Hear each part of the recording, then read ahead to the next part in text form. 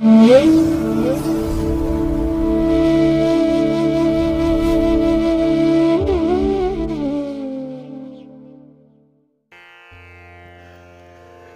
ಮಹಾಗಣಪತಿಯೇ ನಮಃ.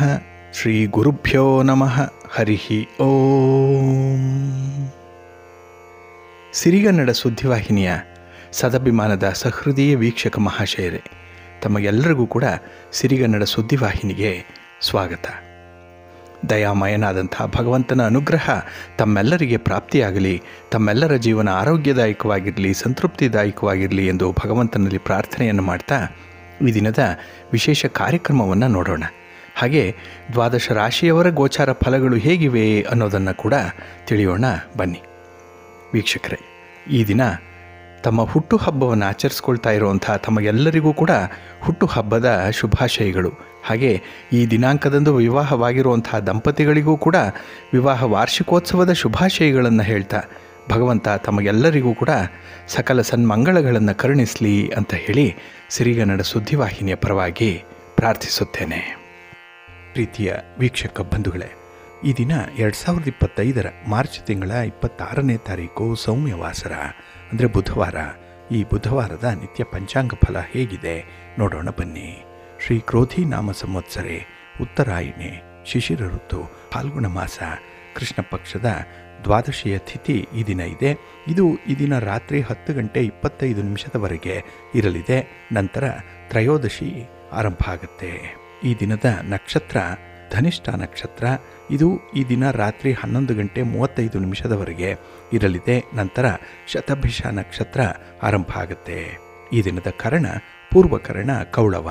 ಇದು ಈ ದಿನ ಮಧ್ಯಾಹ್ನ 2:52 ಇರಲಿದೆ. ನಂತರ ಉತ್ತರ ಕರ್ಣ ತೈತಿಲ ಆರಂಭ ಆಗುತ್ತೆ. ಈ ದಿನದ ಯೋಗ ಸಿದ್ಧಿಯೋಗ. ಇದು ಈ ದಿನ ಮಧ್ಯಾಹ್ನ 12:25 ಇರಲಿದೆ. ನಂತರ ಸಾಧ್ಯ ಯೋಗ ಆರಂಭ ಆಗುತ್ತೆ. ಈ ದಿನ ದಿಕ್ಷೂಲೆ ಇರುವಂಥದ್ದು ಉತ್ತರ ದಿಕ್ಕಿಗೆ. ಇನ್ನು ಈ ದಿನ ಸೂರ್ಯ ಇರುವಂಥ ರಾಶಿ ಮೀನ, ಚಂದ್ರ ಇರುವಂಥ ರಾಶಿ ಮಕರ. ಹಾಗೆ ಈ ದಿನ ರಾಹುಕಾಲ ಇರುವಂಥ ಸಮಯ ಈ ದಿನ ಮಧ್ಯಾಹ್ನ 12:29 ಮಧ್ಯಾಹ್ನ 2 ಇನ್ನು ಗುಳಿಕ ಕಾಲ ಈ ದಿನ ಬೆಳಿಗ್ಗೆ 10:58 ಮಧ್ಯಾಹ್ನ 12:29 ಹಾಗೆ ಯಮಗಂಡ ಕಾಲ ಈ ದಿನ ಬೆಳಿಗ್ಗೆ 7:56 ಬೆಳಿಗ್ಗೆ 9:27 ಇರಲಿದೆ. ಇನ್ನು ಈ ದಿನ ದುಷ್ಟ ಮುಹೂರ್ತ ಇರುವಂಥ ಸಮಯ ಈ ದಿನ ಮಧ್ಯಾಹ್ನ 12:02 ಮಧ್ಯಾಹ್ನ 12:51 ದುಷ್ಟ ಮುಹೂರ್ತದ ಸಮಯ. ಹಾಗಾಗಿ ಈ ಸಮಯದಲ್ಲಿ ಯಾವುದೇ ಪ್ರಯಾಣವನ್ನಾಗಲಿ ಯಾವುದೇ ಶುಭ ಕಾರ್ಯಗಳನ್ನಾಗಲಿ ಆರಂಭ ಮಾಡಬೇಡಿ. ಏಕೆಂದರೆ ನೀವು ಯಾವುದೇ ಕೆಲಸ ಕಾರ್ಯಗಳನ್ನು ಈ ದುಷ್ಟ ಮುಹೂರ್ತ ಇರುವಂಥ ಸಮಯದಲ್ಲಿ ಆರಂಭ ಮಾಡಿದರೆ ಅದರಿಂದ ಬರುವಂಥ ಫಲಿತಾಂಶಗಳೇನಿದೆ ಅದು ಅಷ್ಟೊಂದು ಅನುಕೂಲಕರವಾಗಿ ಇರೋದಿಲ್ಲ. ಆದ್ದರಿಂದಲೇ ಈ ದುಷ್ಟ ಮುಹೂರ್ತವನ್ನು ಅವಾಯ್ಡ್ ಮಾಡುವಂಥದ್ದು ತುಂಬ ಉತ್ತಮ. ಇನ್ನು ಈ ದಿನ ಅಭಿಜಿತ್ ಮುಹೂರ್ತ ಯಾವುದೂ ಇಲ್ಲ. ಇನ್ನು ವಿಶೇಷವಾಗಿ ಈ ದಿನ ಅಮೃತ ಕಾಲ ಇರುವಂಥ ಸಮಯ ಈ ದಿನ ಸಂಜೆ 4:39 ಸಂಜೆ 6:10 ಅಮೃತ ಕಾಲದ ಸಮಯ. ಇನ್ನು ಈ ದಿನ ಸೂರ್ಯೋದಯ ಆಗುವಂಥ ಸಮಯ ಈ ದಿನ ಪ್ರಾತಃ ಕಾಲ 6:20 ಸೂರ್ಯಾಸ್ತ ಸಂಜೆ 6:29. ಇನ್ನು ಈ ದಿನ ಚಂದ್ರನ ಬಲ ಇರುವಂಥ ರಾಶಿಗಳು ಅಂತ ಹೇಳಿದ್ರೆ ಮೇಷ, ಕರ್ಕಾಟಕ, ಸಿಂಹ, ವೃಶ್ಚಿಕ, ಮಕರ ಮತ್ತು ಮೀನ. ಈ 6 ರಾಶಿಯವರಿಗೆ ಗೋಚಾರದಲ್ಲಿ ಚಂದ್ರನಿಂದ ಶುಭ ಫಲಗಳ ಯೋಗ ಇರುತ್ತೆ. ಇನ್ನು ಉಳಿದ 6 ರಾಶಿಯವರಿಗೆ ಮಿಶ್ರ ಫಲದ ಯೋಗ ಇರುತ್ತೆ. ಅದನ್ನು ಮುಂದೆ ದ್ವಾದಶ ರಾಶಿಯವರ ಗೋಚಾರ ಫಲಗಳನ್ನು ನೋಡುವಂಥ ಸಂದರ್ಭದಲ್ಲಿ ಮತ್ತಷ್ಟು ವಿಚಾರಗಳನ್ನು ತಿಳ್ಕೊಳ್ಳೋಣ. ಇನ್ನು ಈ ದಿನದ ಹೊರಾದ ಅಧಿಪತಿ ಬುಧ. ಬುಧ ಅಂತ ಹೇಳಿದ್ರೆ ವ್ಯಾಪಾರಕ್ಕೆ, ವ್ಯವಹಾರಕ್ಕೆ, ವಾಣಿಜ್ಯಕ್ಕೆ, ಗಣಿತಕ್ಕೆ, ಲೆಕ್ಕಾಚಾರಕ್ಕೆ ಕಾರಕನಾಗಿರುವಂಥವನು. ಹಾಗಾಗಿ ಈ ದಿನ ವ್ಯಾಪಾರಕ್ಕೆ, ವ್ಯವಹಾರಕ್ಕೆ ತುಂಬ ಅನುಕೂಲತೆ ಇರುವಂಥ ದಿನ. ಅದರಲ್ಲೂ ವರ್ತಕರಿಗೆ, ವ್ಯಾಪಾರಸ್ಥರಿಗೆ ಮತ್ತು ದಳ್ಳಾಳಿಗಳಿಗೆ ಈ ದಿನ ತುಂಬ ಲಾಭ ಇದೆ. ನಿಮ್ಮ ವ್ಯಾಪಾರ ವ್ಯವಹಾರಗಳು ಅಭಿವೃದ್ಧಿ ಪಥದತ್ತ ಸಾಗುವಂಥ ಎಲ್ಲ ಸಾಧ್ಯತೆಗಳು ಕೂಡ ಇದೆ. ಹಾಗೆ ಬುಧನನ್ನು ವಾಕ್ಚಾತುರ್ಯಕ್ಕೆ ಕಾರಕ ಅಂತ ಹೇಳಿ ಕರೀತಾರೆ. ಅಂದರೆ ಮಾತಿಗೆ ಕಾರಕ ಬುಧ. ಹಾಗಾಗಿ ಈ ದಿನ ನಿಮಗೆ ಉತ್ತಮವಾದಂಥ ಮಾತುಗಾರಿಕೆ ಇದೆ. ಇನ್ನು ಹಾಸ್ಯಕ್ಕೆ, ವಿನೋದಕ್ಕೆ, ವಿದ್ಯೆಗೆ ಬುಧ ಕಾರಕನಾಗಿರುವಂಥವನು. ಹಾಗಾಗಿ ಈ ದಿನ ವಿದ್ಯಾರ್ಥಿಗಳಿಗೂ ಕೂಡ ತುಂಬ ಅನುಕೂಲ ಇದೆ. ಏಕೆಂದರೆ ನಿಮ್ಮ ಕಲಿಕೆ ಆಗಲಿ ಬರವಣಿಗೆ ಆಗಲಿ ಬುಧನಿಂದ ಆಳಲ್ಪಡುವಂಥದ್ದು. ಹಾಗಾಗಿನೇ ಈ ದಿನ ತುಂಬ ಪ್ರಗತಿದಾಯಕವಾದಂಥ ಒಂದು ದಿನ. ಹಾಗೆ ಈ ದಿನದ ಕೆಲಸ ಕಾರ್ಯಗಳು ಪಾರ್ಟ್ನರ್ಶಿಪ್ಪಲ್ಲಿ ನಡೀತಾ ಇದ್ದರೆ, ಏಕೆಂದರೆ ಗೆಳೆತನಕ್ಕೆ ಮತ್ತು ಈ ಸ್ನೇಹಕ್ಕೆ ಕಾರಕ ಬುಧ ಕೂಡ. ಹಾಗಾಗಿ ಪಾರ್ಟ್ನರ್ಶಿಪ್ಪಲ್ಲಿ ನಡೆಯುವಂಥ ವ್ಯವಹಾರಗಳು ಕೂಡ ಬಹಳ ಉತ್ತಮವಾದಂಥ ರೀತಿಯಲ್ಲಿ ನಡೆಯುತ್ತೆ. ಹಣಕಾಸಿನ ಲಾಭ ಈ ದಿನ ಬಹಳ ಚೆನ್ನಾಗಿದೆ. ಅದರಲ್ಲೂ ಕೆಲವೊಂದು ಕೆಲಸ ಕಾರ್ಯಗಳನ್ನು ಈ ದಿನ ಇರುವಂಥ ಗುರುಹೋರಾದಲ್ಲಿ ನೀವು ಆರಂಭ ಮಾಡಿಬಿಟ್ರೆ ಅತ್ಯುತ್ತಮವಾದ ಫಲಗಳು ನಿಮಗೆ ಸಿಕ್ಕತ್ತೆ. ನಿಮ್ಮ ಪ್ರಯತ್ನ ಸಫಲವಾಗುತ್ತೆ. ಹಾಗಾಗಿ ಈ ದಿನ ಗುರುಹೋರ ಇರುವಂಥ ಸಮಯ ಈ ದಿನ ಬೆಳಿಗ್ಗೆ 9:25 ಬೆಳಿಗ್ಗೆ 10:26 ಇನ್ನು ಅಪರಾಹ್ನ 4:29 ಸಂಜೆ 5:29 ಹಾಗೆ ರಾತ್ರಿ 11:27 ರಾತ್ರಿ 12:26 ಗುರುಹೋರ ಇರುವಂಥ ಸಮಯ. ಇದನ್ನು ನೀವು ಅನುಸರಣೆ ಮಾಡ್ಬೋದು, ಒಳ್ಳೆಯದಾಗತ್ತೆ. ಆದರೆ ಈ ದಿನ ಇರುವಂಥ ಶನಿ ಹೋರಾದಲ್ಲಿ ನಿಮ್ಮ ಕೆಲಸ ಕಾರ್ಯಗಳು ಆರಂಭ ಆಗಿದ್ದರೆ ಅದು ನಿಧಾನಗತಿಯಲ್ಲಿ ನಡೆಯುತ್ತೆ. ಮಂದಗತಿಯ ಒಂದು ಪ್ರಗತಿ ಇರುವಂಥದ್ದು. ಹಾಗಾಗಿನೇ ಕೆಲವೊಂದು ಪ್ರಮುಖವಾದಂಥ ವಿಚಾರಗಳನ್ನು ಆದಷ್ಟು ಶನಿ ಹೋರಾದಲ್ಲಿ ನೀವು ಮಾಡಬೇಡಿ. ಇದು ಈ ದಿನ ಬೆಳಿಗ್ಗೆ 9:25 ಬೆಳಿಗ್ಗೆ 10:26 ಹಾಗಾಗಿ ಈ ದಿನ ಶನಿ ಹೋರ ಇರುವಂಥ ಸಮಯ ಈ ದಿನ ಬೆಳಿಗ್ಗೆ 8:25 ಬೆಳಿಗ್ಗೆ 9:25 ಹಾಗೆ ಅಪರಾಹ್ನ 3:28 ಅಪರಾಹ್ನ 4:29 ಇನ್ನು ರಾತ್ರಿ 10:27 ರಾತ್ರಿ 11:27 ಶನಿ ಹೋರ ಇರುವಂಥ ಸಮಯ. ಇದನ್ನು ಸ್ವಲ್ಪ ಅವಾಯ್ಡ್ ಮಾಡ್ಕೊಳ್ಳಿ, ಒಳ್ಳೆಯದಾಗತ್ತೆ. ಆದರೆ ಈ ದಿನ ಇರುವಂಥ ಬುಧ ಹೋರ ಬಹಳ ಚೆನ್ನಾಗಿದೆ, ತುಂಬ ಫೇವರಬಲ್ ಆಗಿದೆ. ಅದರಲ್ಲೂ ನೆಗೋಷಿಯೇಷನ್ಸ್ಗೆ, ಆರ್ಬಿಟ್ರೇಷನ್ಗೆ, ಪಾರ್ಟಿಷನ್ ಡೀಡ್ಸ್ಗೆ ಸಂಬಂಧಪಟ್ಟಂತಹ ವಿಚಾರಗಳನ್ನು, ಈ ವ್ಯಾಪಾರಕ್ಕೆ ಸಂಬಂಧಪಟ್ಟಂತಹ ಯಾವುದೇ ತೀರ್ಮಾನಗಳನ್ನು ತೆಗೆದುಕೊಳ್ಳಿಕ್ಕೂ ಕೂಡ ಈ ದಿನ ಇರುವಂಥ ಬುಧ ಹೋರ ತುಂಬ ಉತ್ತಮವಾಗಿದೆ.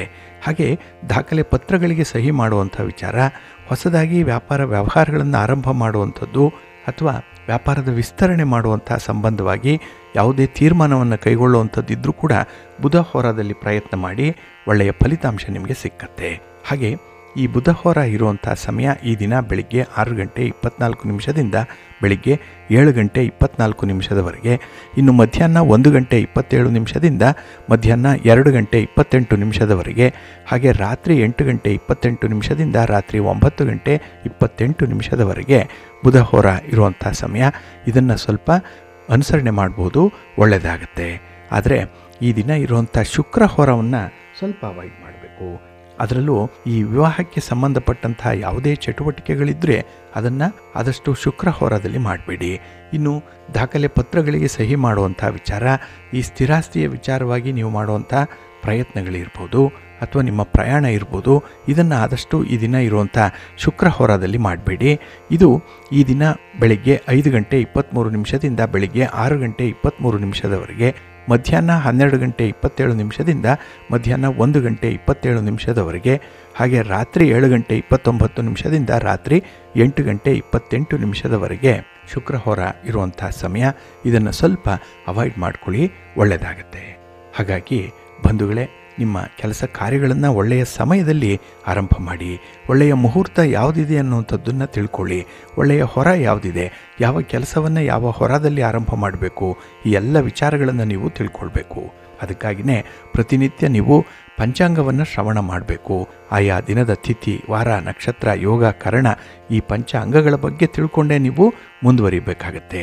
ಅದಕ್ಕಾಗಿಯೇ ಸಿರಿಗನ್ನಡ ಸುದ್ದಿವಾಹಿನಿ ಪ್ರತಿನಿತ್ಯ ಪ್ರಸಾರ ಮಾಡುವಂಥ ಈ ಪಂಚಾಂಗದ ವಿವರಗಳನ್ನು ಕೇಳಿಸ್ಕೊಳ್ಳಿ. ಇದರಲ್ಲಿ ನಿಮಗೆ ಬೇಕಾದಂಥ ಮಾಹಿತಿಗಳು ಸಿಕ್ಕತ್ತೆ. ಇದನ್ನು ನಿಮ್ಮ ಕೆಲಸ ಕಾರ್ಯಗಳನ್ನು ಯಾವಾಗ ಆರಂಭ ಮಾಡಬೇಕು, ಯಾವಾಗ ಅದನ್ನು ಆರಂಭ ಮಾಡಬಾರ್ದು ಅನ್ನುವಂಥ ವಿಚಾರಗಳ ಬಗ್ಗೆ ಸಂಪೂರ್ಣವಾಗಿ ನೀವು ತಿಳ್ಕೊಳ್ತೀರಿ. ಇದನ್ನು ಪ್ರತಿನಿತ್ಯ ನೀವು ಅನುಸರಣೆ ಮಾಡ್ತಾ ಇರಿ. ನಿಮ್ಮ ಪ್ರಯತ್ನ ಯಶಸ್ವಿಯಾಗುತ್ತೆ. ನೀವು ಅಂದುಕೊಂಡಂಥ ಫಲಿತಾಂಶವನ್ನು ಪಡ್ಕೊಳ್ಳಿಕ್ಕೆ ಈ ಪಂಚಾಂಗ ನಿಮಗೆ ಸಹಾಯಕವಾಗುತ್ತೆ, ಒಳ್ಳೆಯದಾಗತ್ತೆ. ಪ್ರೀತಿಯ ಬಂಧುಗಳೇ, ಕನ್ನಡದಲ್ಲಿ ಒಂದು ಗಾದೆ ಇದೆ. ಏನಂದರೆ, ಉಪ್ಪಿಗಿಂತ ರುಚಿ ಇಲ್ಲ, ತಾಯಿಗಿಂತ ಬಂಧುವಿಲ್ಲ ಅನ್ನುವಂಥದ್ದು. ಇದು ನಮಗೆ ತಿಳಿಸುತ್ತೆ ತಾಯಿಯ ಮಹತ್ವ ಎಷ್ಟಿದೆ, ಹಾಗೆ ಉಪ್ಪಿನ ಮಹತ್ವ ಎಷ್ಟಿದೆ ಅನ್ನುವಂಥದ್ದು. ಅದರಲ್ಲೂ ಹಿಂದೂ ಧರ್ಮದಲ್ಲಿ ಹಾಗೆ ನಮ್ಮ ಧರ್ಮದ ಆಚರಣೆಯಲ್ಲಿ ಉಪ್ಪಿಗೆ ವಿಶೇಷವಾದಂಥ ಸ್ಥಾನವನ್ನು ನೀಡಿದ್ದಾರೆ. ಏಕೆಂದರೆ ಉಪ್ಪನ್ನು ಲಕ್ಷ್ಮಿಯ ಪ್ರತಿರೂಪ ಅಂತ ಹೇಳಿ ಪರಿಗಣಿಸಲ್ಪಡುವಂಥದ್ದು. ಹಾಗೆ ಇಲ್ಲಿ ಉಪ್ಪು ಧನಾತ್ಮಕ ಶಕ್ತಿಯನ್ನು ಆಕರ್ಷಿಸೋದ್ರಿಂದ ದುಷ್ಟ ಶಕ್ತಿಗಳು ದೂರ ಸರಿಯುತ್ತೆ ಅನ್ನುವಂಥ ಒಂದು ನಂಬಿಕೆ ಕೂಡ ಇದೆ. ಹಾಗಾಗಿ ಉಪ್ಪನ್ನು ದೃಷ್ಟಿ ನಿವಾಳಿಸುವುದರಿಂದ ಹಿಡಿದು ಉಪ್ಪಿನ ದೀಪವನ್ನು ಹಚ್ಚಿಡುವಂಥ ಒಂದು ಕ್ರಮದವರೆಗೆ ಉಪ್ಪು ಬಳಕೆಯಾಗ್ತಾ ಇರುತ್ತೆ. ಹಾಗಾಗಿ ಈ ಆಚರಣೆಯಲ್ಲಿ ಉಪ್ಪಿಗೆ ಒಂದು ಅತ್ಯುತ್ತಮವಾದಂಥ ಸ್ಥಾನವನ್ನು, ಅಷ್ಟೇ ಧನಾತ್ಮಕ ಶಕ್ತಿಯನ್ನು ಆಕರ್ಷಣೆ ಮಾಡುವಂಥ ವಸ್ತು ಅಂತ ಹೇಳಿ ಪರಿಗಣಿಸಲ್ಪಟ್ಟಿರುವಂಥದ್ದು. ಇಲ್ಲಿ ಲಕ್ಷ್ಮೀದೇವಿ ಸಾಮಾನ್ಯವಾಗಿ ಸಂಜೆಯ ವೇಳೆ ಮನೆಯನ್ನು ಪ್ರವೇಶ ಮಾಡ್ತಾಳೆ ಅನ್ನುವಂಥ ನಂಬಿಕೆ ಇದೆ. ಆದ್ದರಿಂದಲೇ ಲಕ್ಷ್ಮಿ ಬರುವಂಥ ವೇಳೆ ಅಥವಾ ಇರುವಂಥ ಸಮಯ ಏನಿದೆ ಅದು ಅತ್ಯಂತ ಪವಿತ್ರವಾಗಿರುವಂಥದ್ದು. ಹಾಗಾಗಿ ಈ ಲಕ್ಷ್ಮಿ ಆಗಮಿಸುವಂಥ ಸಮಯದಲ್ಲಿ ಧನಾತ್ಮಕ ಹಾಗೆ ಸಕಾರಾತ್ಮಕವಾದಂಥ ವಾತಾವರಣ ಮನೆಯಲ್ಲಿ ನೆಲೆಸಿರಬೇಕು ಅಂತ ಹೇಳ್ತಾರೆ. ಹಾಗಾಗಿನೇ ಈ ಸಂಜೆಯ ಸಮಯದಲ್ಲಿ ಮನೆಯನ್ನು ತುಂಬ ಶುಭ್ರವಾಗಿ ಇಟ್ಕೊಳ್ತಾರೆ. ಅಂದರೆ ಸಂಜೆಯ ಶನಿ ಕಸವನ್ನು ಗುಡಿಸಿ ಮನೆಯ ಮುಂಭಾಗದ ಬಾಗಿಲಿಗೆ ನೀರನ್ನು ಹಾಕಿ ರಂಗೋಲಿಯನ್ನು ಇಟ್ಟು ತುಳಸಿ ದೇವಿಗೆ ದೀಪಗಳನ್ನು ಹಚ್ಚಿಟ್ಟು ಧೂಪ ದೀಪಗಳಿಂದ ಪೂಜೆ ಮಾಡುವಂಥದ್ದು ಕೂಡ ಇದೆ. ಅಂದರೆ ಈ ಸಂಧ್ಯಾ ಸಮಯ ಏನಿದೆ ಅದು ಲಕ್ಷ್ಮಿ ಮನೆಗೆ ಬರುವಂಥ ಸಮಯ ಅನ್ನುವಂಥ ಒಂದು ನಂಬಿಕೆ ಇದೆ. ಹಾಗೆ ಸಂಜೆಯ ಸಮಯ ಮಹಾಲಕ್ಷ್ಮಿಯ ಪ್ರಕ್ಷೇಪಣೆ ಬಹಳಷ್ಟು ಇರೋದ್ರಿಂದಲೇ ಈ ಸಂಜೆಯ ಸಮಯದಲ್ಲಿ ಹಣವನ್ನಾಗಲಿ ಅಥವಾ ಉಪ್ಪನ್ನಾಗಲಿ ಬೇರೆಯವರಿಗೆ ನೀಡಬಾರದು ಅನ್ನುವಂಥ ಒಂದು ನಂಬಿಕೆ ಕೂಡ ಇದೆ. ಹಾಗಾಗಿ ಈ ಸಂಧ್ಯಾ ಸಮಯ ಏನಿದೆ ಇದು ಲಕ್ಷ್ಮಿಗೆ ತುಂಬ ಶ್ರೇಷ್ಠವಾದಂತಹ ಸಮಯ. ಅದರಲ್ಲೂ ಈ ಸಂಜೆಯ ವೇಳೆ ಸೂರ್ಯನ ಕಿರಣಗಳು ಮಾಯ ಆಗುತ್ತೆ. ಅಂಥ ಸಮಯದಲ್ಲಿ ಸಾಕಷ್ಟು ಋಣಾತ್ಮಕ ಶಕ್ತಿ ಪ್ರವೇಶ ಮಾಡಲಿಕ್ಕೆ ಅವಕಾಶಗಳಿರುತ್ತೆ. ಹಾಗಾಗಿ ಸಂಜೆಯ ವೇಳೆ ಆದಷ್ಟು ಧನಾತ್ಮಕವಾದ ಕೆಲಸಗಳನ್ನು ಮಾಡಬೇಕು ಅನ್ನುವಂಥದ್ದು, ಹಾಗೆ ಅತ್ಯುತ್ತಮವಾದಂಥ ಕೆಲಸ ಕಾರ್ಯಗಳನ್ನು ಯಾವುದೇ ಫಲಾಪೇಕ್ಷೆ ಇಲ್ಲದೆ ಈ ಸಂಜೆಯ ಸಮಯದಲ್ಲಿ ಮಾಡೋದರಿಂದ ಉತ್ತಮ ಫಲಗಳು ಸಿಕ್ಕತ್ತೆ ಅನ್ನುವಂಥ ಒಂದು ನಂಬಿಕೆ ಕೂಡ ಇದೆ. ಹಾಗಾಗಿನೇ ಧನಾತ್ಮಕ ಕೆಲಸಗಳನ್ನು ಸಾಮಾನ್ಯವಾಗಿ ಈ ಸಂಜೆಯ ಸಮಯದಲ್ಲಿ ಮಾಡ್ತಾರೆ. ಇನ್ನು ಸಂಜೆಯ ಸಮಯದಲ್ಲಿ ಉಪ್ಪನ್ನು ಬೇರೆಯವರಿಗೆ ನೀಡಿದ್ರೆ ಲಕ್ಷ್ಮಿಯನ್ನೇ ಮನೆಯಿಂದ ಆಚೆ ಕಳಿಸಿದ ಹಾಗೆ ಆಗುತ್ತೆ ಅನ್ನುವಂಥ ಒಂದು ಉಲ್ಲೇಖ ಇದೆ. ಆದ್ದರಿಂದಲೇ ಈ ಉಪ್ಪು ಲಕ್ಷ್ಮಿಗೆ ಸಮಾನವಾಗಿರೋದ್ರಿಂದ ಉಪ್ಪನ್ನು ಸಂಜೆಯ ಸಮೇತ ಮಾರಾಟ ಮಾಡುವಂಥದ್ದು ಅವಮಾನ ಮಾಡಿದಂತಹ ಒಂದು ಪ್ರಕ್ರಿಯೆ ಅಂತ ಹೇಳಿ ತಿಳ್ಕೊಳ್ತಾರೆ. ಹಾಗಾಗಿ ಜೀವನದಲ್ಲಿ ಧನ ಧಾನ್ಯವನ್ನು ಹೊಂದಲಿಕ್ಕೆ ಪ್ರತಿಯೊಬ್ಬರೂ ಇಷ್ಟಪಡ್ತಾರೆ. ಹಾಗಾಗಿ ಇಲ್ಲಿ ಲಕ್ಷ್ಮೀ ದೇವಿಯನ್ನು ಖುಷಿಪಡಿಸುವಂಥದ್ದು ಮತ್ತು ಆರಾಧನೆ ಮಾಡುವಂಥ ವಿಚಾರಗಳೇನಿದೆ ಇದನ್ನು ಬಹಳ ವಿಶೇಷ ರೀತಿಯಲ್ಲಿ ಮಾಡುವಂಥದ್ದು ಕೂಡ ಇದೆ. ಹಾಗೆ ಯಾರು ದೇವಿ ದೇವಸ್ಥಾನದಲ್ಲಿ ಉಪ್ಪಿನ ದೀಪಗಳನ್ನು ಹಚ್ಚಿಡ್ತಾರೆ ಅಂಥವರು ತಾಯಿಯ ಕೃಪೆಗೆ ಒಳಗಾಗ್ತಾರೆ. ಜೊತೆಗೆ ಬಯಸಿದಂತಹ ಸಿರಿ ಸಂಪತ್ತು ಮನೆಯಲ್ಲಿ ತುಂಬಿರುತ್ತೆ ಅನ್ನುವಂಥ ಒಂದು ನಂಬಿಕೆ ಇದೆ. ಈ ಹಿನ್ನೆಲೆಯಲ್ಲಿ ಪುರಾತನ ಕಾಲದಿಂದಲೂ ಕೂಡ ಸಂಜೆ ಉಪ್ಪನ್ನು ನೀಡುವಂಥದ್ದನ್ನು ಅಥವಾ ಪಡ್ಕೊಳ್ಳುವಂಥದ್ದನ್ನು ನಿಷೇಧ ಮಾಡಿದ್ದಾರೆ. ಇಲ್ಲಿ ಸೂರ್ಯಾಸ್ತದ ನಂತರ ಉಪ್ಪನ್ನು ನೀಡುವಂಥದ್ದು ಮತ್ತು ಪಡೆದುಕೊಳ್ಳುವಂಥ ಪ್ರಕ್ರಿಯೆ ಏನಿದೆ ಅದು ಕೆಲವು ಸಮಸ್ಯೆಗಳು ಹಾಗೆ ಜೀವನದಲ್ಲಿ ಬದಲಾವಣೆ ಸಂಭವಿಸುವಂಥ ಒಂದು ಪರ್ವಕಾಲ ಅಂತಲೇ ಹೇಳ್ಬೋದು. ಜೊತೆಗೆ ಉಪ್ಪಿನೊಂದಿಗೆ ಹಲವು ನಂಬಿಕೆಗಳಿದೆ. ಹಾಗೆ ಈ ಭವಿಷ್ಯಗಳು ಕೂಡ ಬೆಸೆದುಕೊಂಡಿರುವಂಥದ್ದು ಉಪ್ಪಿನ ಜೊತೆಯಲ್ಲೇ. ಹಾಗಾದರೆ ಉಪ್ಪಿನೊಂದಿಗೆ ಇರುವಂತಹ ಧಾರ್ಮಿಕ ಹಾಗೆ ಮೂಢನಂಬಿಕೆಗಳು ಯಾವುದು ಅನ್ನುವಂಥ ವಿಚಾರವನ್ನು ಇಲ್ಲಿ ನೋಡೋಣ. ಕೆಲವು ಸಂದರ್ಭಗಳಲ್ಲಿ ಉಪ್ಪನ್ನು ಚೆಲ್ಲುವಂಥದ್ದು ಇದೆ.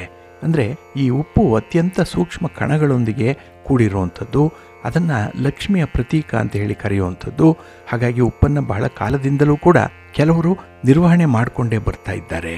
ಹಾಗಾಗಿ ಈ ಉಪ್ಪನ್ನು ಯಾರಾದರೂ ನೆಲದ ಮೇಲೆ ಚೆಲ್ಲಿದರೆ ಅದು ದುರಾದೃಷ್ಟ, ಹಾಗೆ ಅನಿರೀಕ್ಷಿತವಾಗಿ ಯಾವುದೋ ತೊಂದರೆ ಎದುರಾಗುತ್ತೆ ಅನ್ನುವಂಥ ನಂಬಿಕೆ ಕೂಡ ಇದೆ. ಹಾಗಾಗಿನೇ ಉಪ್ಪನ್ನು ಚೆಲ್ಲಿದರೆ ಅದರಲ್ಲಿ ಇರುವ ಕಣಗಳಷ್ಟೇ ಕಣ್ಣೀರನ್ನು ಚೆಲ್ಲಬೇಕಾಗತ್ತೆ ಅನ್ನುವಂಥ ಒಂದು ನಂಬಿಕೆ ಕೂಡ ಇದೆ. ಹಾಗಾಗಿನೇ ಅನಿರೀಕ್ಷಿತವಾಗಿ ಅಥವಾ ಅಚಾನಕ್ಕಾಗಿ ಉಪ್ಪು ನಿಮ್ಮಿಂದ ಏನಾದರೂ ನೆಲಕ್ಕೆ ಬಿದ್ದರೆ ಅದನ್ನು ತಕ್ಷಣ ಎತ್ತಿ ನಿಮ್ಮ ಎಡಭುಜದ ಮೇಲೆ ಹಾಕ್ಕೊಳ್ಬೇಕು. ಹಾಗೆ ಮಾಡೋದ್ರಿಂದ ದುರಾದೃಷ್ಟ ಹಾಗೆ ಕೆಟ್ಟ ಶಕ್ತಿಯ ಪ್ರಭಾವ ನಿಮ್ಮ ಮೇಲೆ ಉಂಟಾಗಲ್ಲ ಅನ್ನುವಂಥ ನಂಬಿಕೆ ಇದೆ. ಹಾಗೆ ಜೇಬಿನಲ್ಲಿ ಸದಾಕಾಲ ಸ್ವಲ್ಪ ಉಪ್ಪನ್ನು ಇಟ್ಟುಕೊಳ್ಳುವಂಥದ್ದು ಕೂಡ ಉತ್ತಮ. ಏಕೆಂದರೆ ಈ ಉಪ್ಪು ಕೆಡುವಂತಹ ವಸ್ತುಗಳನ್ನು ಹಾಗೆ ದುಷ್ಟ ಶಕ್ತಿಗಳ ವಿರುದ್ಧ ಹೋರಾಡುವಂಥ ಶಕ್ತಿಯನ್ನು ಪಡ್ಕೊಂಡಿರುವಂಥ ಏಕೈಕ ಸಾಮಗ್ರಿ ಇದು. ಈ ನಿಟ್ಟಿನಲ್ಲಿ ದೆವ್ವ ಮತ್ತು ಭೂತಗಳು ಉಪ್ಪಿಗೆ ಹೆದರತ್ತೆ ಅಂತ ಹೇಳ್ತಾರೆ. ಹಾಗಾಗಿ ಈ ಉಪ್ಪು ದೈವಿಕ ಶಕ್ತಿಯನ್ನು ಹೊಂದಿರೋದ್ರಿಂದ ನಾಶವಾಗುವಂಥ ಪರಿಸ್ಥಿತಿಯಾಗಲಿ ಅಥವಾ ವಸ್ತುಗಳನ್ನು ಇಲ್ಲಿ ಕಾಪಾಡುವಂಥ ಶಕ್ತಿಯನ್ನು ಈ ಉಪ್ಪು ಪಡ್ಕೊಂಡಿದೆ. ಇನ್ನು ದೂರದ ಪ್ರಯಾಣ ಮಾಡುವಂತಹ ಸಂದರ್ಭದಲ್ಲಿ, ನಿಮ್ಮ ಇಷ್ಟದ ಸ್ಥಳಗಳಿಗೆ ಹೋಗುವಂತಹ ಸಂದರ್ಭದಲ್ಲಿ ಜೇಬಿನಲ್ಲಿ ಸ್ವಲ್ಪ ಸಮುದ್ರದ ಉಪ್ಪನ್ನು ಕೊಂಡೊಯ್ಯಬೇಕು. ಹೀಗೆ ಮಾಡೋದ್ರಿಂದ ಪ್ರಯಾಣದಲ್ಲಿ ಉಂಟಾಗುವಂತಹ ತೊಂದರೆಗಳು ಹಾಗೆ ಅಪಘಾತಗಳನ್ನು ತಡೆಯಲಿಕ್ಕೆ ಸಾಧ್ಯ ಆಗುತ್ತೆ. ಹಾಗಾಗಿ ನೀವು ಕ್ಷೇಮವಾಗಿ ಹೋಗಿ ಲಾಭವಾಗಿ ಹಿಂದಿರುಗಿ ಬರುವಂಥ ಅವಕಾಶಗಳಿದೆ. ಇನ್ನು ಉಪ್ಪನ್ನು ಶುಕ್ರವಾರದ ದಿನ ಖರೀದಿ ಮಾಡಬೇಕು ಅನ್ನುವಂಥದ್ದಿದೆ. ಏಕೆಂದರೆ ಉಪ್ಪು ಲಕ್ಷ್ಮೀ ದೇವಿಯ ಪ್ರತಿರೂಪ ಅಂತ ಹೇಳಿ ಪರಿಗಣಿಸಲ್ಪಟ್ಟಿರೋದ್ರಿಂದ ಮನೆಯಲ್ಲಿ ಉಪ್ಪನ್ನು ತರಲಿಕ್ಕೆ ಅಥವಾ ಖರೀದಿ ಮಾಡಲಿಕ್ಕೆ ಶುಕ್ರವಾರ ಅತ್ಯಂತ ಶ್ರೇಷ್ಠವಾದ ದಿನ ಅಂತ ಹೇಳಿ ಪರಿಗಣಿಸಿದ್ದಾರೆ. ಶುಕ್ರವಾರದ ದಿನ ಉಪ್ಪನ್ನು ಖರೀದಿಸಿ ತಂದು ಡಬ್ಬದಲ್ಲಿ ವರ್ಗಾಯಿಸಿ ಮುಚ್ಚಿಟ್ಟರೆ ಲಕ್ಷ್ಮೀ ದೇವಿ ಮನೆಗೆ ಆಗಮಿಸ್ತಾಳೆ ಅನ್ನುವಂಥ ಒಂದು ನಂಬಿಕೆ ಇದೆ. ಹಾಗಾಗಿನೇ ಜೀವನದಲ್ಲಿ ಇರುವಂಥ ಆರ್ಥಿಕ ತೊಂದರೆಗಳಾಗಲಿ ಸಾಮಾಜಿಕ ಸುಧಾರಣೆಗಳಾಗಲಿ ಕಂಡು ಬರಲಿಕ್ಕೆ ಪ್ರಾರಂಭ ಆಗುತ್ತೆ. ಹಾಗಾಗಿನೇ ಸಾಲ ಬಾಧೆ ಇದ್ದರೆ ಅದು ಕೂಡ ನಿವಾರಣೆಯಾಗುತ್ತೆ ಈ ಶುಕ್ರವಾರದ ದಿನ ಸಂಜೆ ಉಪ್ಪನ್ನು ಮನೆಗೆ ತರೋದ್ರಿಂದ. ಇನ್ನು ಕೆಲವರು ಇನ್ನೂ ಒಂದು ಹೆಜ್ಜೆಯನ್ನು ಮುಂದಿಟ್ಟಿದ್ದಾರೆ. ಏನಂದರೆ ನಿತ್ಯವೂ ಕೂಡ ಮನೆಯನ್ನು ಸ್ವಚ್ಛಗೊಳಿಸುವಂತಹ ಸಂದರ್ಭದಲ್ಲಿ ಹಾಗೆ ಮನೆಯನ್ನು ಒರೆಸುವಂತಹ ಪ್ರಕ್ರಿಯೆ ಇದ್ದೇ ಇರುತ್ತಲ್ಲ, ಅಂತಹ ಸಂದರ್ಭದಲ್ಲಿ ಧಾರ್ಮಿಕ ನಂಬಿಕೆಯ ಪ್ರಕಾರ ನಿತ್ಯವೂ ನೆಲ ಒರೆಸುವಂತಹ ಸಂದರ್ಭದಲ್ಲಿ ನೀರಿಗೆ 1 ಟೀ ಸ್ಪೂನಷ್ಟು ಚಿಟಿಕೆ ಉಪ್ಪನ್ನು ಬೆರೆಸಿ ನಂತರ ಆ ನೀರಿನ ಸಹಾಯದಿಂದ ಮನೆಯನ್ನು ಒರೆಸಬೇಕು ಅನ್ನುವಂಥ ಉಲ್ಲೇಖ ಇದೆ. ಹೀಗೆ ಮಾಡೋದ್ರಿಂದ ಧನಾತ್ಮಕ ಶಕ್ತಿ ಹಾಗೆ ಲಕ್ಷ್ಮೀ ದೇವಿ ಆಗಮಿಸ್ತಾಳೆ ಅನ್ನುವಂಥ ನಂಬಿಕೆ ಇದೆ. ಜೊತೆಗೆ ಸಾಕಷ್ಟು ರೋಗ ಪೀಡಿತ ಸೂಕ್ಷ್ಮಾಣುಗಳು ಕೂಡ ನಾಶವಾಗುತ್ತೆ ಈ ಉಪ್ಪಿನಿಂದ. ಅದರಿಂದಲೇ ಉಪ್ಪನ್ನು ಹಾಕಿ ಮನೆ ಸಾರಿಸುವಂಥದ್ದು ತುಂಬ ಉತ್ತಮ.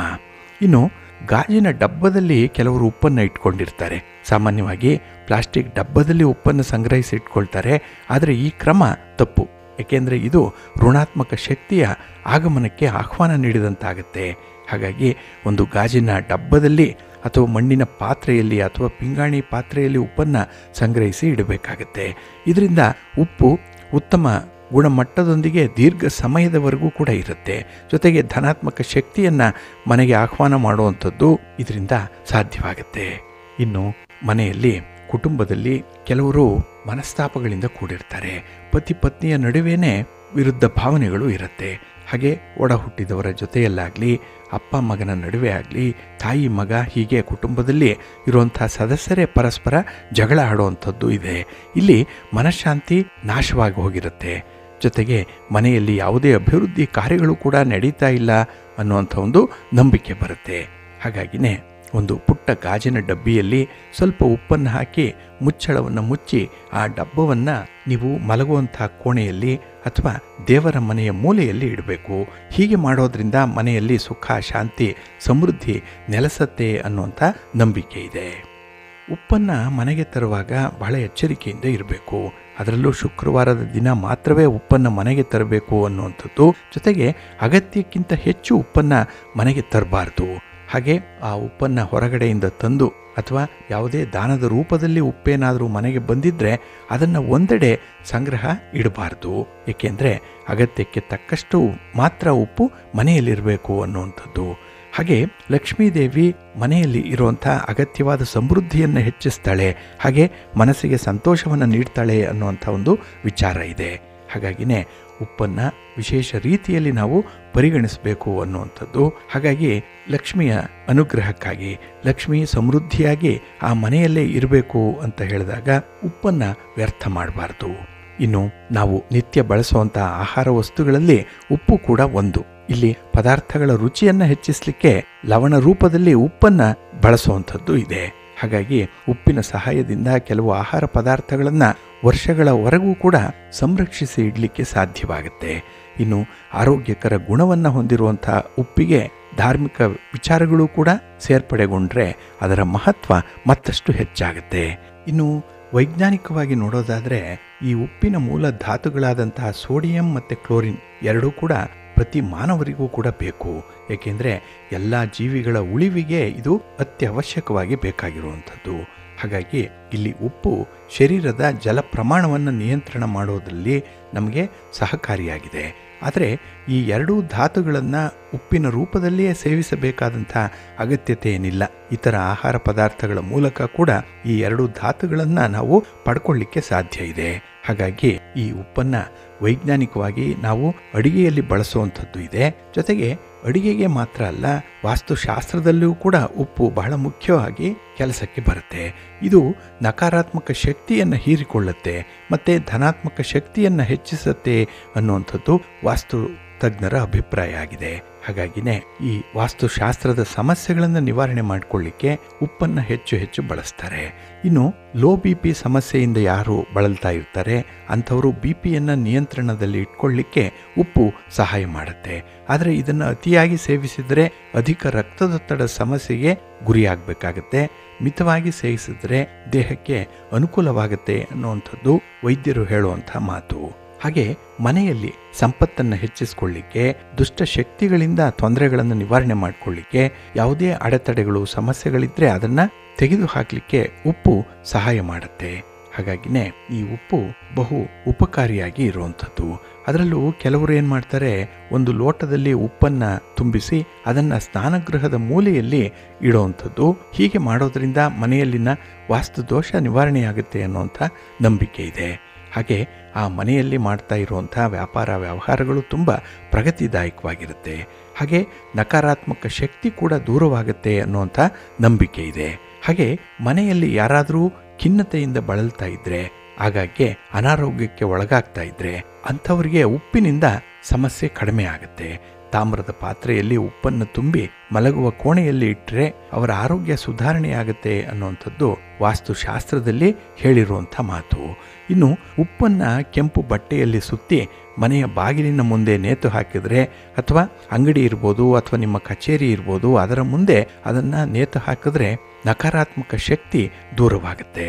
ಮತ್ತು ಈ ನಕಾರಾತ್ಮಕ ಶಕ್ತಿಗಳು ದೂರ ಆಗೋದ್ರಿಂದ ನಿಮ್ಮ ಅದೃಷ್ಟದ ಬಾಗಿಲು ತೆರೆದುಕೊಳ್ಳುತ್ತೆ. ಹಾಗೆ ನಿಮ್ಮ ಜ್ಞಾನವನ್ನು ಹೆಚ್ಚಿಸುತ್ತೆ, ನಿಮ್ಮ ಅನುಭವವನ್ನು ಇಮ್ಮಡಿಗೊಳಿಸುತ್ತೆ. ಒಟ್ಟಾರೆ ಈ ಉಪ್ಪು ನಮಗೆ ಎಲ್ಲ ರೀತಿಯಲ್ಲೂ ಕೂಡ ಅತ್ಯಂತ ಮಹತ್ವಪೂರ್ಣವಾಗಿ ಇರುವಂಥದ್ದು. ಹಾಗಾಗಿ ಬಂಧುಗಳೇ, ಈ ಬಹುಪಯೋಗಿ ಉಪ್ಪೇನಿದೆ ಇದನ್ನು ನಿಗದಿತ ಪ್ರಮಾಣದಲ್ಲಿ ಬಳಸಬೇಕು ಅನ್ನುವಂಥದ್ದು. ಹಾಗೆ ಪ್ರತಿಯೊಂದು ಪದಾರ್ಥಗಳನ್ನು ಕೂಡ ಅರ್ಥ ಮಾಡಿಕೊಳ್ಳಿಕ್ಕೆ ಈ ಉಪ್ಪನ್ನು ಬಹಳ ತಿಳಿಯಾಗಿ ನಾವು ಬಳಸಬೇಕಾಗತ್ತೆ. ಒಟ್ಟಾರೆ ಒಂದು ಸಾಂಸಾರಿಕ ಬದುಕು ಸುಂದರವಾಗಿರಬೇಕು, ಉತ್ತರೋತ್ತರ ಪ್ರಗತಿಯನ್ನು ಕಾಣಬೇಕು ಅಂತ ಹೇಳಿದ್ರೆ ಅಲ್ಲಿ ಉಪ್ಪಿನ ಪ್ರಯೋಗವನ್ನು ಮಾಡಬೇಕು. ಹಾಗಾಗಿ ಉಪ್ಪಿನ ಮಹತ್ವ ಎಷ್ಟೆಲ್ಲ ಇದೆ ಅನ್ನುವಂಥ ವಿಚಾರವನ್ನು ತಿಳ್ಕೊಂಡ್ರಿ, ಅದನ್ನು ನೀವು ಅನುಸರಣೆ ಮಾಡಿ ಒಳ್ಳೆಯದಾಗತ್ತೆ. ಪ್ರೀತಿಯ ಬಂಧುಗಳೇ, ಇನ್ನು ಮುಂದೆ ದ್ವಾದಶ ರಾಶಿಯವರ ಗೋಚಾರ ಫಲಗಳು ಹೇಗಿವೆ ನೋಡೋಣ ಬನ್ನಿ. ಮೊದಲಿಗೆ ಮೇಷರಾಶಿ. ಮೇಷರಾಶಿಯವರಿಗೆ ಈ ದಿನ ನೆಮ್ಮದಿಯ ದಿನ. ಅದರಲ್ಲೂ ಕೆಲವೊಂದು ಕೆಲಸ ಕಾರ್ಯಗಳಲ್ಲಿ ನೀವು ನಿರೀಕ್ಷೆ ಮಾಡಿದಂಥ ಫಲಗಳು ಸಿಕ್ಕಾಗ ನಿಮ್ಮ ಉತ್ಸಾಹ ಮತ್ತಷ್ಟು ಇಮ್ಮಡಿಯಾಗತ್ತೆ, ಆತ್ಮವಿಶ್ವಾಸ ಹೆಚ್ಚಾಗುತ್ತೆ ಈ ದಿನದ ಕೆಲಸಗಳಿಂದ. ಹಾಗೆ ಈ ದಿನದಲ್ಲಿ ಕುಟುಂಬ ಸದಸ್ಯರ ಒತ್ತಡದಿಂದ ಕೆಲವೊಂದು ಕೆಲಸಗಳನ್ನು ಮಾಡಬೇಕಾಗತ್ತೆ. ಅದರಲ್ಲೂ ಕುಟುಂಬಕ್ಕಾಗಿ ಮಾಡುವಂಥ ಕೆಲಸ ಕಾರ್ಯಗಳು ಈ ದಿನ ನಿಮ್ಮ ಮನಸ್ಥಿತಿ ಸರಿ ಇಲ್ಲದೆ ಇದ್ದರೂ ಕೂಡ, ಆದರೆ ಸಮಯದ ಅಭಾವ ಇಲ್ಲದೆ ಇದ್ದರೂ ಕೂಡ ಈ ದಿನ ನೀವು ಅಂಥ ಕೆಲಸ ಕಾರ್ಯಗಳನ್ನು ವಿಶೇಷ ಮುತುವರ್ಜಿಯಿಂದ ಮಾಡಬೇಕಾಗತ್ತೆ. ಹಾಗೆ ಈ ದಿನ ವಾದ ವಿವಾದಗಳಿಂದ ತಪ್ಪಿಸಿಕೊಳ್ಳುವಂಥದ್ದು ತುಂಬ ಉತ್ತಮ. ಇನ್ನು ಈ ದಿನದಲ್ಲಿ ಸಮಸ್ಯೆಗಳಿಗೆ ಶೀಘ್ರ ಪರಿಹಾರವನ್ನು ಕಂಡುಕೊಳ್ಳುವಂಥ ನಿಟ್ಟಿನಲ್ಲಿ ನಿಮ್ಮ ಪ್ರಯತ್ನ ಬಹಳ ವಿಶೇಷವಾಗಿರುತ್ತೆ. ಅದರಲ್ಲೂ ತಜ್ಞರಿಂದ ಒಂದು ಸಲಹೆಯನ್ನು ಪಡ್ಕೊಳ್ತೀರಿ. ಹಣಕಾಸಿನ ವಿಚಾರದಲ್ಲಿ ಲಾಭವನ್ನು ಹೇಗೆ ಮಾಡಬೇಕು, ಉಳಿತಾಯವನ್ನು ಹೇಗೆ ಮಾಡಬೇಕು ಅನ್ನುವಂಥ ವಿಚಾರವಾಗಿ ಈ ದಿನ ಕೆಲವೊಂದು ಮಾಹಿತಿಗಳು ನಿಮಗೆ ಸಿಕ್ಕುವಂಥದ್ದು ಕೂಡ ಇದೆ. ಒಟ್ಟಾರೆ ಈ ದಿನ ತುಂಬ ಜಾಣತನದ ನಡೆ ನಿಮ್ಮಲ್ಲಿರುತ್ತೆ. ಹಾಗೆ ಈ ದಿನ ಗಣ್ಯರನ್ನು ಭೇಟಿ ಮಾಡುವಂಥದ್ದು, ಪ್ರಮುಖವಾದಂಥ ವಿಚಾರಗಳ ಬಗ್ಗೆ ಪ್ರಸ್ತಾಪ ಮಾಡುವಂಥ ಸಾಧ್ಯತೆಗಳು ಕೂಡ ಈ ದಿನ ಇರುತ್ತೆ. ಒಟ್ಟಾರೆ ಈ ದಿನ ಸಮಸ್ಯೆಯ ಪರಿಹಾರಕ್ಕಾಗಿಯೇ ಹೆಚ್ಚಿನ ಸಮಯವನ್ನು ತೆಗೆದುಕೊಳ್ಳುವಂಥದ್ದು, ಹಾಗೆ ನಿಮ್ಮ ಪ್ರಯತ್ನ ಉತ್ತಮ ಫಲವನ್ನೇ ತಂದುಕೊಡುವಂಥದ್ದು ಕೂಡ ಇದೆ. ಹಾಗೆ ಈ ದಿನದಲ್ಲಿ ಸಾಮಾಜಿಕ ಸಂಬಂಧಗಳು ಗಟ್ಟಿಯಾಗುವಂಥ ಕೆಲಸ ಕಾರ್ಯಗಳನ್ನು ಕೂಡ ಮಾಡ್ತೀರಿ. ಸಂಬಂಧಗಳು ಈ ದಿನ ಪುನರ್ನವೀಕರಣ ಆಗುವಂಥದ್ದು, ಹಾಗೆ ನಿಮ್ಮ ಮಾತಿನಿಂದ, ನಿಮ್ಮ ಕಮ್ಯುನಿಕೇಷನ್ನಿಂದ ಈಗಾಗಲೇ ದೂರ ಹೋಗಿರುವಂಥ ಸಂಬಂಧಗಳು ಕೂಡ ಅಂತಿಮವಾಗಿ ಪರಸ್ಪರ ಹತ್ತಿರ ಬರುವಂಥ ಸಾಧ್ಯತೆಗಳು ಕೂಡ ಇದೆ. ಹಾಗಾಗಿನೇ ಈ ದಿನ ನೀವು ಸುಮ್ಮನೆ ಇದ್ದರೂ ಕೂಡ ಸೌಕರ್ಯ ಇರುತ್ತೆ. ಹಾಗೆ ಉತ್ತಮವಾದಂಥ ಯೋಗದ ಲಕ್ಷಣ ಇರುವಂಥ ಒಂದು ವಿಶೇಷ ದಿನ. ನಿಮ್ಮ ಮನೆ ದೇವರನ್ನು ಸ್ಮರಣೆ ಮಾಡ್ತಾ ಇರಿ. ಹಾಗೆ ಭಕ್ತಿಯಿಂದ ದುರ್ಗಾ ಸ್ತುತಿಯನ್ನು ಮಾಡಿ, ಹಾಗೆ ಅಮ್ಮನವರ ದರ್ಶನ ಮಾಡ್ಕೊಳ್ಳಿ, ಒಳ್ಳೆಯದಾಗುತ್ತೆ. ನಿಮ್ಮ ಅದೃಷ್ಟದ ಬಣ್ಣ ಕೆಂಪು, ಅದೃಷ್ಟದ ದಿಕ್ಕು ಪೂರ್ವ ದಿಕ್ಕು, ಅದೃಷ್ಟ ಸಂಖ್ಯೆ 1. ವೃಷಭ ರಾಶಿ. ವೃಷಭ ರಾಶಿಯವರಿಗೆ ಈ ದಿನ ಸ್ವಲ್ಪ ಏರಿಳಿತಗಳಿರುವಂತಹ ದಿನ. ಅದರಲ್ಲೂ ಕೆಲವೊಂದು ಕೆಲಸ ಕಾರ್ಯಗಳಲ್ಲಿ ಈ ದಿನ ಸ್ವಲ್ಪ ನಿರಾಸಕ್ತಿ ಇರುವಂಥ ದಿನ. ಜೊತೆಗೆ ಈ ದಿನ ನಿಮ್ಮ ಸ್ನೇಹಿತರನ್ನು ತುಂಬ ಜಾಗರೂಕತೆಯಿಂದ ಆಯ್ಕೆ ಮಾಡಿಕೊಳ್ಬೇಕಾಗತ್ತೆ. ಏಕೆ ಅಂತ ಹೇಳಿದ್ರೆ ಈ ದಿನ ನಿಮ್ಮ ಸ್ನೇಹಿತರಿಂದ ನಿಮಗೆ ಎಷ್ಟು ಲಾಭ ಇದೆಯೋ ಅಷ್ಟೇ ಅನಾನುಕೂಲ ಕೂಡ ಇದ್ದೇ ಇರುತ್ತೆ. ಸ್ವಲ್ಪ ಜಾಗ್ರತೆ. ಹಾಗೆ ಈ ದಿನ ನಿಮ್ಮ ನೆಂಟರಿಷ್ಟರ ಮಧ್ಯದಲ್ಲಿ ಏನಾದರೂ ಹಣಕಾಸಿನ ವ್ಯವಹಾರಗಳೇನಾದರೂ ಮಾಡ್ತಾ ಇದ್ದರೆ ಆದಷ್ಟು ಈ ದಿನ ನಿಯಂತ್ರಣ ಮಾಡಿಕೊಳ್ಳುವಂಥದ್ದು ಉತ್ತಮ. ಇನ್ನು ಈ ದಿನ ಆ ಥರದ ನಿರ್ಣಯಗಳನ್ನು ತೆಗೆದುಕೊಳ್ಳೋದ್ರಿಂದ ಸ್ವಲ್ಪ ಎಡವಟ್ಟಾಗುತ್ತೆ. ಹಾಗಾಗಿ ಯಾವುದೇ ನಿರ್ಣಯಗಳನ್ನು, ಯಾವುದೇ ಒಂದು ಡಿಸಿಷನನ್ನು ತೆಗೆದುಕೊಳ್ಳುವಂಥ ಸಂದರ್ಭದಲ್ಲಿ ಸ್ವಲ್ಪ ಎಚ್ಚರಿಕೆಯಿಂದ ಇರಿ. ಇನ್ನು ಈ ದಿನದಲ್ಲಿ ಬೇರೆಯವರಿಗಾಗಿ ತುಂಬ ಶ್ರಮ ಪಡುವಂಥ ಸಾಧ್ಯತೆ ಇದೆ. ನಿಮ್ಮ ಸುಖ ಸೌಖ್ಯ ಅಷ್ಟಕ್ಕಷ್ಟೇ, ಆದರೆ ಬೇರೆಯವರನ್ನು ಓಲೈಸಲಿಕ್ಕೆ, ಅವರಿಂದ ಒಂದು ಶಭಾಷ್ಗಿರಿಯನ್ನು ಪಡ್ಕೊಳ್ಳಿಕ್ಕೆ ಈ ದಿನ ಹೆಚ್ಚು ಕೆಲಸ ಮಾಡುವಂಥ ಸಾಧ್ಯತೆ ಇರುತ್ತೆ. ಹಾಗೆ ಈ ದಿನ ಎಲ್ಲ ಕೆಲಸದ ಕಾರ್ಯಗಳಲ್ಲೂ ಕೂಡ ಸ್ವಲ್ಪ ಕಷ್ಟಪಡಲೇಬೇಕಾಗತ್ತೆ. ಅಷ್ಟು ಸುಲಭಕ್ಕೆ ಯಾವುದೂ ಕೂಡ ನಿಮಗೆ ಸಿಕ್ಕಲ್ಲ. ಇನ್ನು ಈ ದಿನ ಹಣಕಾಸಿನ ವಿಚಾರದಲ್ಲಿ ಸ್ವಲ್ಪ ಸಮಸ್ಯೆಗಳಿಂದ ಹೊರಬರುವಂಥ ಸಾಧ್ಯತೆ ಕೂಡ ಇದೆ. ಹಾಗೆ ಕೈಗೊಂಡಂಥ ಕೆಲಸ ಕಾರ್ಯಗಳು ಸಕಾಲಕ್ಕೆ ಪೂರ್ಣ ಆಗಲ್ಲ. ಎಲ್ಲೋ ಒಂದು ಕಡೆ ಮಂದಗತಿಯ ಚಲನೆ ಇರುವಂಥದ್ದು. ಆದರೂ ಕೂಡ ಈ ದಿನದ ಮನಸ್ಥಿತಿ ಹೇಗಿದೆ ಅಂದರೆ ಒಮ್ಮೆ ಕೆಲಸ ಮುಗಿದ್ರೆ ಸಾಕು ಅನ್ನುವಂಥ ಒಂದು ತೀರ್ಮಾನಕ್ಕೆ ಬಂದಿರ್ತೀರಿ. ಹಾಗೆ ಈ ದಿನ ವ್ಯಕ್ತಿಗಳನ್ನು ನೀವು ಹೇಗಿದ್ದಾರೋ ಹಾಗೆ ಅಕ್ಸೆಪ್ಟ್ ಮಾಡಿಕೊಳ್ಳುವಂಥದ್ದು ಉತ್ತಮ. ಹಾಗಾಗಿ ವ್ಯಕ್ತಿಯಲ್ಲಿ ಇಂತಹ ಬದಲಾವಣೆ ಇದ್ದರೆ ಚೆನ್ನಾಗಿತ್ತು ಅನ್ನುವಂಥ ವಿಚಾರವನ್ನು ಕೈ ಬಿಟ್ಬಿಡಿ. ಆ ವ್ಯಕ್ತಿ ಹೇಗೆ ಇದ್ದರೂ ಸರಿ, ನಿಮಗೆ ಹೊಂದಾಣಿಕೆ ಆಗುತ್ತಾ ನೋಡಿ, ನಿಮಗೆ ಅನುಕೂಲ ಆಗುತ್ತಾ ನೋಡಿ, ಅವರ ಜೊತೆಯಲ್ಲಿ ಮಾಡುವಂಥ ವ್ಯವಹಾರಗಳಲ್ಲಿ ಇದನ್ನು ಸ್ವಲ್ಪ ಸುಧಾರಣೆ ಮಾಡಿಕೊಳ್ಳಿ, ಹೊಂದಾಣಿಕೆ ಮಾಡಿಕೊಳ್ಳಿ, ಒಳ್ಳೆಯದಾಗುತ್ತೆ. ನಿಮ್ಮ ಮನೆ ದೇವರನ್ನು ಸ್ಮರಣೆ ಮಾಡ್ತಾಯಿರಿ. ಹಾಗೆ ಭಕ್ತಿಯಿಂದ ಶಿವ ಪಾರ್ವತಿಯರನ್ನು ಆರಾಧನೆ ಮಾಡಿ, ಶಿವ ಪಾರ್ವತಿಯರ ದರ್ಶನ ಮಾಡಿಕೊಳ್ಳಿ, ಒಳ್ಳೆಯದಾಗುತ್ತೆ. ನಿಮ್ಮ ಅದೃಷ್ಟದ ಬಣ್ಣ ನೇರಳೆ, ಅದೃಷ್ಟದ ದಿಕ್ಕು ಪೂರ್ವ ದಿಕ್ಕು, ಅದೃಷ್ಟ ಸಂಖ್ಯೆ 5. ಮಿಥುನ ರಾಶಿ. ಮಿಥುನ ರಾಶಿಯವರು ಈ ದಿನ ನೀವು ಕೈಗೊಳ್ಳುವಂಥ ಕೆಲಸ ಕಾರ್ಯಗಳಲ್ಲಿ ಮಿಶ್ರ ಫಲಗಳಿರುತ್ತೆ. ಅದರಲ್ಲೂ ನೀವು ಮಾಡುವಂಥ ಪ್ರಯತ್ನಗಳೇನಿದೆ ಅದು 100ಕ್ಕೆ 100ರಷ್ಟು ಸಾರ್ಥಕವಾಗಲ್ಲ. ಎಲ್ಲೋ ಒಂದು ಕಡೆ ಅರ್ಧರ್ಧ ಆಗಿರುವಂಥ ಕೆಲಸ ಕಾರ್ಯಗಳು ಕೂಡ ನಿಮ್ಮನ್ನು ಬಾಧಿಸ್ತಾ ಇರುತ್ತೆ. ಇನ್ನು ಈ ದಿನದ ಕೆಲವು ಕೆಲಸ ಕಾರ್ಯಗಳಿಗೆ ಬೆಂಬಲ ಅನ್ನುವಂಥದ್ದು ಇರಲ್ಲ. ಹಾಗಾಗಿನೇ ಕುಟುಂಬಸ್ಥರ ಬೆಂಬಲ ಇದ್ದರೆ ನೆರೆಹೊರೆಯವರ ಬೆಂಬಲ ಇರಲ್ಲ. ಒಟ್ಟಾರೆ ಅಂಥ ಕೆಲಸ ಕಾರ್ಯಗಳು ನಾಳೆಗೂ ಕೂಡ ಮುಂದೂಡಲ್ಪಡುವಂಥ ಸಾಧ್ಯತೆಗಳೇ ಜಾಸ್ತಿ ಇರುತ್ತೆ. ಇನ್ನು ಕೌಟುಂಬಿಕ ವಿಚಾರಗಳಲ್ಲಿ ಬಂದಿರುವಂಥ ಭಿನ್ನಾಭಿಪ್ರಾಯಗಳನ್ನು ಆದಷ್ಟು ಬೇಗ ನೀವು ನಿವಾರಣೆ ಮಾಡಿಕೊಳ್ಬೇಕು. ಇನ್ನು ಈ ದಿನ ನಿಮ್ಮ ಯೋಗ್ಯತೆಯನ್ನು ಸಮರ್ಥನೆ ಮಾಡಿಕೊಳ್ಳಿಕ್ಕೆ ಹಲವಾರು ಪ್ರಯತ್ನಗಳನ್ನು ಮಾಡುವಂಥದ್ದು ಕೂಡ ಇದೆ. ಇಲ್ಲಿ ನಿಮ್ಮ ಪ್ರಯತ್ನ ಸಾರ್ಥಕವಾಗುತ್ತೆ. ಹಾಗೆ ನಿಮ್ಮ ಬುದ್ಧಿಶಕ್ತಿಯಾಗಲಿ, ನಿಮ್ಮ ಚತುರೋಪಾಯಗಳಾಗಲಿ ಈ ದಿನ ನಿಮ್ಮ ಸಹವರ್ತಿಗಳಾಗಿ ಇರುತ್ತೆ. ಇವೇ ನಿಮಗೆ ಸಹಾಯಕ್ಕೆ ಬರುವಂಥದ್ದು. ಒಂದು ಕಡೆ ಮಿಶ್ರ ಫಲ ಇದೆ ಅಂತಂದರೆ ಇನ್ನೊಂದು ಕಡೆ ಕಷ್ಟಪಟ್ಟಾದರೂ ಕೂಡ ಕೆಲಸವನ್ನು ಪೂರ್ಣಗೊಳಿಸಬೇಕು ಅನ್ನುವಂಥದ್ದು ಇದೇ ಲೆಕ್ಕಾಚಾರ, ಇದೇ ಒಂದು ಕ್ಯಾಲ್ಕುಲೇಷನ್ ನಿಮಗೆ ಇರುವಂಥದ್ದು. ಹಾಗೆ ಈ ದಿನ ಎಲ್ಲ ಕೆಲಸ ಕಾರ್ಯಗಳು ಕೂಡ ಸಮಯಕ್ಕೆ ಸರಿಯಾಗಿ ಪೂರ್ಣ ಆಗಲ್ಲ. ಇದರಿಂದ ಮನಸ್ಸಿಗೆ ಸ್ವಲ್ಪ ಬೇಸರ ಉಂಟಾಗುವಂಥದ್ದು, ಜೊತೆಗೆ ದೇಹಾಲಸ್ಯ ಬಹಳ ಬೇಗ ಆಗುವಂಥದ್ದು ಈ ದಿನ. ಇನ್ನು ಈ ದಿನ ಊಟ ತಿಂಡಿಯ ಬಗ್ಗೆ, ವಿಶ್ರಾಂತಿಯ ಬಗ್ಗೆ, ನಿಮ್ಮ ಆರೋಗ್ಯದ ಬಗ್ಗೆ ಬಹಳ ವಿಶೇಷವಾದ ಗಮನವನ್ನು ಕೊಡಬೇಕಾಗತ್ತೆ. ಇನ್ನು ಈ ದಿನದಲ್ಲಿ ಇಷ್ಟ ಇಲ್ಲದೇ ಇದ್ದರೂ ಕೂಡ ನಿಮ್ಮ ಮೇಲಧಿಕಾರಿಗಳ ಮಾತನ್ನು ಕೇಳಬೇಕು. ಹಾಗೆ ನಿಮಗೆ ಎಷ್ಟೇ ಕಷ್ಟ ಆದರೂ ಕೂಡ ಕುಟುಂಬದ ಜವಾಬ್ದಾರಿಯನ್ನು ನಿರ್ವಹಣೆ ಮಾಡಬೇಕು. ಹಾಗಾಗಿ ಸೋಮಾರಿತನವನ್ನು ಬಿಟ್ಟು ಈ ದಿನ ಕೆಲಸದಲ್ಲಿ ಚಟುವಟಿಕೆಯಿಂದ ಇರಿ. ಇನ್ನು ಪ್ರಯಾಣದ ಸಂದರ್ಭದಲ್ಲಿ ಸ್ವಲ್ಪ ಎಚ್ಚರಿಕೆ ಇರಲಿ. ಬೇರೆಯವರ ವಾಹನವನ್ನು ಈ ದಿನ ನೀವು ಓಡಿಸಬೇಡಿ. ನಿಮ್ಮ ಮನೆ ದೇವರನ್ನು ಸ್ಮರಣೆ ಮಾಡ್ತಾ ಇರಿ. ಹಾಗೆ ಭಕ್ತಿಯಿಂದ ಆಂಜನೇಯ ಸ್ತೋತ್ರವನ್ನು ಹೇಳ್ಕೊಳ್ಳಿ, ಹನುಮಾನ್ ಚಾಲೀಸನ್ನು ಹೇಳ್ಕೊಳ್ಳಿ, ಒಳ್ಳೆಯದಾಗತ್ತೆ. ನಿಮ್ಮ ಅದೃಷ್ಟದ ಬಣ್ಣ ಕೇಸರಿ, ಅದೃಷ್ಟದ ದಿಕ್ಕು ಪೂರ್ವ ದಿಕ್ಕು, ಅದೃಷ್ಟ ಸಂಖ್ಯೆ 4. ಕರ್ಕಾಟಕ ರಾಶಿ. ಕರ್ಕಾಟಕ ರಾಶಿಯವರಿಗೆ ಈ ದಿನ ನಿಮ್ಮ ರಾಶಿಯ ಅಧಿಪತಿಯಾದಂಥ ಚಂದ್ರನಿಂದ ಸಂತೋಷ ಇದೆ, ಉತ್ತಮವಾದಂಥ ಫಲಗಳಿದೆ. ಅದರಲ್ಲೂ ಯಾವುದೇ ಕೆಲಸಕ್ಕೂ ಕೂಡ ನೀವು ಕೈ ಜೋಡಿಸಿ ದುಡಿಯುವಂಥವ್ರು. ನಿಮ್ಮ ಜೊತೆಗೆ ಯಾರಾದರೂ ಒಬ್ಬರು ಇದ್ದೇ ಇರ್ತಾರೆ. ಹಾಗಾಗಿ ಈ ದಿನದ ಕೆಲಸ ಕಾರ್ಯಗಳು ತುಂಬ ಸಹಮತದಿಂದನೇ ನಡೆಯುವಂಥದ್ದು. ಇನ್ನು ಈ ದಿನ ಹೆಚ್ಚು ತೊಂದರೆ ಪಟ್ಟುಕೊಳ್ಳುವಂಥ ಕೆಲವು ಕೆಲಸ ಕಾರ್ಯಗಳೇನಿದೆ ಆದಷ್ಟು ಅದನ್ನು ಪಕ್ಕಕ್ಕಿಟ್ಟು ಸುಲಭದಲ್ಲಿ ಆಗುವಂಥ ಕೆಲಸ ಕಾರ್ಯಗಳನ್ನು ಮುಂದುವರಿಸ್ಬಿಡಿ. ಏಕೆಂದರೆ ಫಲಿತಾಂಶಗಳು ಈ ದಿನ ಸಾಕಷ್ಟು ನಿಮಗೆ ತಲುಪುವಂಥ ಸಾಧ್ಯತೆಗಳು ಜಾಸ್ತಿ ಇರುತ್ತೆ. ಇನ್ನು ಈ ದಿನ ರಾಜಕೀಯ ಚಟುವಟಿಕೆಗಳಾಗಿ ಹೆಚ್ಚಿನ ಸಮಯವನ್ನು ನೀವು ಕಳೆಯುವಂಥದ್ದು ಕೂಡ ಇದೆ. ಗಣ್ಯರನ್ನು ಭೇಟಿ ಮಾಡ್ತೀರಿ, ರಾಜಕೀಯಸ್ಥರ ಒಂದು ಸಲಹೆ ಮಾರ್ಗದರ್ಶನವನ್ನು ಪಡ್ಕೊಳ್ತೀರಿ.